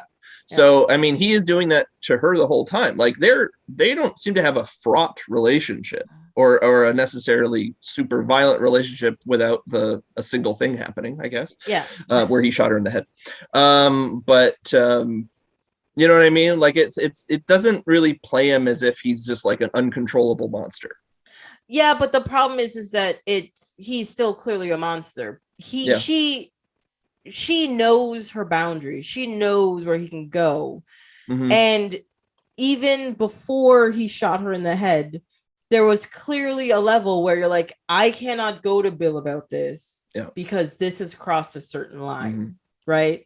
So she automatically knows, like, this is wrong. But despite the fact that may not have like abused her technically, there is definitely some sort of trauma involved in their relationship, because there's a fear there. There's a knowledge and fear of this violence and fear of repercussion. There's definitely an ownership and control thing. Yes. That is, I mean, if he can't have her, no one can, kind of thing, which is definitely something that is a problem. But I mean, I guess maybe like being a dad is his Clark Kent suit. Right? Like, he puts on his impression of what he thinks he's supposed to do. Yeah, I think that he cuts off the crust off her sandwiches, for God's sake. And everything, yeah. I actually think that whole story was a reference to himself, that every day he gets up, he puts on a suit, and he goes outside, and I'm a man, right? Mm-hmm. And like you've been saying, he's quote unquote like a demon / devil incarnate. Mm-hmm. And I think his man suit is his Clark Kent suit, and his demon side is his Superman. And I think that's what that was getting at, not his father level. Like, I guess that kind of works. That would be the man, Yeah. So like, I think him telling her that story was to be like, don't make me take off this fucking suit. Oh, okay. You think that? And because I will show you who the fuck I am. All right. Kind of thing. See, I think of it as him telling her that she's just like him. Oh. That she is also a killer. Mm-hmm. So, like, no matter where she goes, she will always wake up and be a killer. She can pretend to be Arlene. She can put on her Clark Kent mask. Yeah. And be like the fake lady, the girl that works at the record store. But in reality, she is like him, and they belong together because they are the same. Okay. Yeah, I could see it from that side too. Yeah. Which is also not a healthy thing to tell somebody. No, by any means. Especially when you're out to murder that person because they've done you so wrong, and you're like, I'm just like you. Holy shit, I am much more broken than I thought. You know, kind of. Well, that was his line about like all those people you killed. Did it feel good? She's like, yes. Yeah, I definitely see that, but I think besides the fact that she was in pain by having this giant needle thing stuck in her leg, I think a lot of that sequence was the control aspect of it, right? And that's why I think the story is more about him than about her, where I find everything that he tells her, like even the sweet flashback where they're around the fire and he's got his flute out and he's like telling her the story about Pai Mei and stuff. It was more about controlling her than about giving her information, if you know what I mean, kind of thing. Yeah. Well, I mean, these are her feats to be free, right? Yeah. She's cutting her bounds. Yeah. So, and I think that's why like that sequence works to a point where you're just like, oh, this is the abusive part of it, or this is the what do they call it? The gaslighting level of it, where some people, they're like, why are you so angry? He hasn't done anything. And you're just like, he has done all of these things. What are you talking about? You know, and it's not, people are just like, oh, abuse is physical. He didn't hit anybody, so you're fine. But he's made you feel a certain way. He's made you feel in danger. He's made you feel weak. He's trapped you mentally in a space. Still an abuse. And I don't think anyone does that in this movie though, right? Like, I mean, everybody she comes to, she says, I'm going to kill Bill. They're like, yeah, all right, that makes sense. Yeah. I think this is just about Bill. This is not about anybody else. This is about Bill and his control over her on a certain level. And her getting pregnant sort of like broke her from that. But as soon as they got face to face again, she kind of fell back into the that's accurate. Yeah. So that's what it is. So that's why I said like she lost control. Like, remember I said that like 3 or 4 hours ago when we said yes. that like that's it seems like that's the only scene where she's not the one owning the scene. Yes, that's very correct. Yeah. Which is I think that's a good way to portray that kind of dynamic. Whereas, because she is a powerful badass for the rest of the 2.5 hours or 3 hours or whatever. But then that one scene, she knows like she can't do that anymore. She doesn't have the presence in front of him. Yeah. So what do you think about the scene where, you know, after Bill's dead, she's taken her daughter, and then it cuts to the next morning, the kid's watching cartoons and she is in the bathroom, obviously crying in joy. Yeah. But what do you think about that scene though? I think my first thought was like, man, I really wish 60s cartoons were still on TV. Because I can never watch Scooby-Doo anymore. Yeah. The other thing was like, I think I remember at the time not really getting that it was a euphoria. Like, I was like, why is she crying? Because like, it was a very fine line. It was sweet. I think that what the movie was trying to do is trying to leave her in a good place. Yeah. I think I read something where it was saying like he worked really hard to get a good point for this person, because she's been through the ringer for the rest of the time, right? So it's sort of a moment where she can release, like she gets the catharsis that we've been getting through all the build up tension drops and stuff. Yeah, she finally gets to take a break. She finally gets to like sit down for a second. And she lets all of her emotions out at once. Yeah. And it comes out as crying, but it's happy crying because she's laughing while she's crying, you know. She doesn't want her daughter to hear. She doesn't want her daughter to be like, what's wrong, mommy, or anything. But she's just letting it all out. Yeah. But my thing about that scene is that yes, her daughter is very nice. Her daughter is hers. Her daughter knows about her. Mm-hmm. But if I had met someone 12 hours before, yeah, who said they were my mother, and I was like, okay. Mm-hmm. I don't know if I just like walk away from the person I've known all my life without saying goodbye and been like, I'm gonna watch cartoons now. Yay. I mean, why is he sleeping on the lawn? Yeah, right. Yeah, I mean, she's also set up as being kind of a different kind of little girl. I don't think typically they ask to watch Shogun Assassin. That's true. So like, I think that she's been, I mean, kind of speaking to what you were saying about her relationship with Bill, like he sort of like he did tell that story about her killing the goldfish, right? About like her killing. So like she is sort of like them.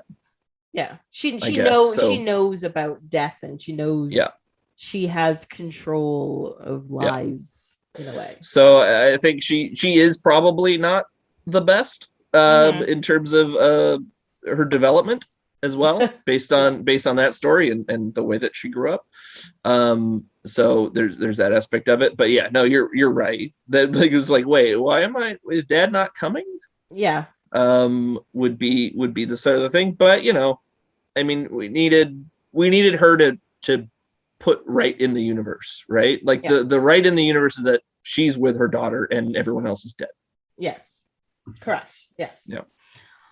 It's a good way to end the movie, actually. Yeah. But you do feel like at the end of the movie, you do feel like, okay, good. Yeah. It's a relief. And it's nice that she had a moment of relief. Yes. Because she hasn't the rest of the time. Like we got a break in between movies. We did a whole year. Yeah. But she was going through it the whole time. So like she finally got a moment where she was done, which you don't really get in a lot of movies. Actually, you don't usually get a little what's it called, coda. Yeah, that's very true. I mean, like they're doing that with the John Wick movies. They just keep going, which I'm not really complaining about. I do enjoy them. That first movie is just so fucking on point. But you know, when he gets the other dog and he walks away into the rain, and you're just like, I don't know if that's a happy ending, but his dog's cute again. Like I don't, you know, that kind of thing. I like that they set up that the dog was going to be killed. Like it was at a kill shelter. Like it said to be terminated on like the kennel as he opened it up. I think that's such a good touch. Yeah. It's like, no, he's not stealing a dog that's going to be okay. Yeah. They're both like marked men. Yeah, and they're walking off, and they're gonna steal as much life as possible. Let's do this. You know. But great. Yep. John Wick is one of the things I wish I had in this collection, because I would fucking talk about that. I'll do a very special episode if you want. You can do it as a bonus. I'll do the John bonus. Wick. Yes. Yeah. Oh, I'll do John Wick and Taken. That would be a good. That's a 1-2. That is definitely a 1-2. I like this idea. Mm-hmm. I like this idea. Might happen. But anyways, any final notes on these films? As it's I've said so much. Outside? It's dark outside. It's nighttime. We talked into nighttime. I know. But to be honest, it is, you know, it got dark at like 5:00. Okay. Yeah. Like it's dark early. What can we say? Yeah. We started early though. Also. We've been talking for a while. It's fine. Yeah. It's fine. Yes, but sorry. What's your final takes on Kill Bill Volume 1 and 2? Well, no, these are movies I dig. And sort of movies I've always dug. I mean, to your point, I think that our culture has changed around them, so they kind of read a little bit differently than they used to for some of the reasons that we've already discussed. So I couldn't kind of separate myself from that a little bit. And I didn't kind of get the same on this specific watch. I didn't quite feel the same kind of euphoria I have at other viewings that I remember from ages ago, but it's definitely an interesting movie. I mean, we talked about it for like 3 hours, 3+ hours. So, I mean, there's obviously things that are happening that are worth watching. I'd recommend it. Yeah, I agree with you. I did have the same euphoria of at the end of the first movie, I will say. But at the end of the second movie, I was like, you know, I think, like I said, I think the second movie is a little bit more problematic than the first. Sure. But yeah, like I find these movies aren't like you can't just watch them as like, oh, it's just a revenge flick. Like there's just too much in it, and there's just more there. And yeah, as a society, I'm gonna keep saying it. You know, things change and how you view things change. And I'm glad this was one of the few movies where he didn't use a lot of slurs in it. So that you can't be like, oh, you were wincing, but also Weinstein Company. So I don't know, which way. It was before even Weinstein Company. It was Miramax. Still. It was still Miramax. I think Miramax is releasing something new soon. Like, I think I saw a trailer before I saw something else that it was like Miramax Film presents. And I'm like, wait, what? How? What? Is this allowed? I don't even know. Well, because they lost it. That's why they had to change it to the Weinstein Company. Yeah. Is because they lost the naming rights to Disney, I think, maybe. I forget who owns Miramax now. But yeah, I think that got liquidated and somebody else owns it now. All right, as long as they're not. They're not getting any money from it. No, I'm okay with it then, as long as. I mean, they might be getting money from other things. I don't know. I don't know how their issues work, but Harvey's in prison, right? As far as I remember, yes. Okay. I hope so. Yeah, I deserves to be there. I think he is. But I don't think you get money when you're in prison. So I don't think he's getting anything. But yeah, I don't know how rights works for stuff that he produced from 20 years ago. All right. Well.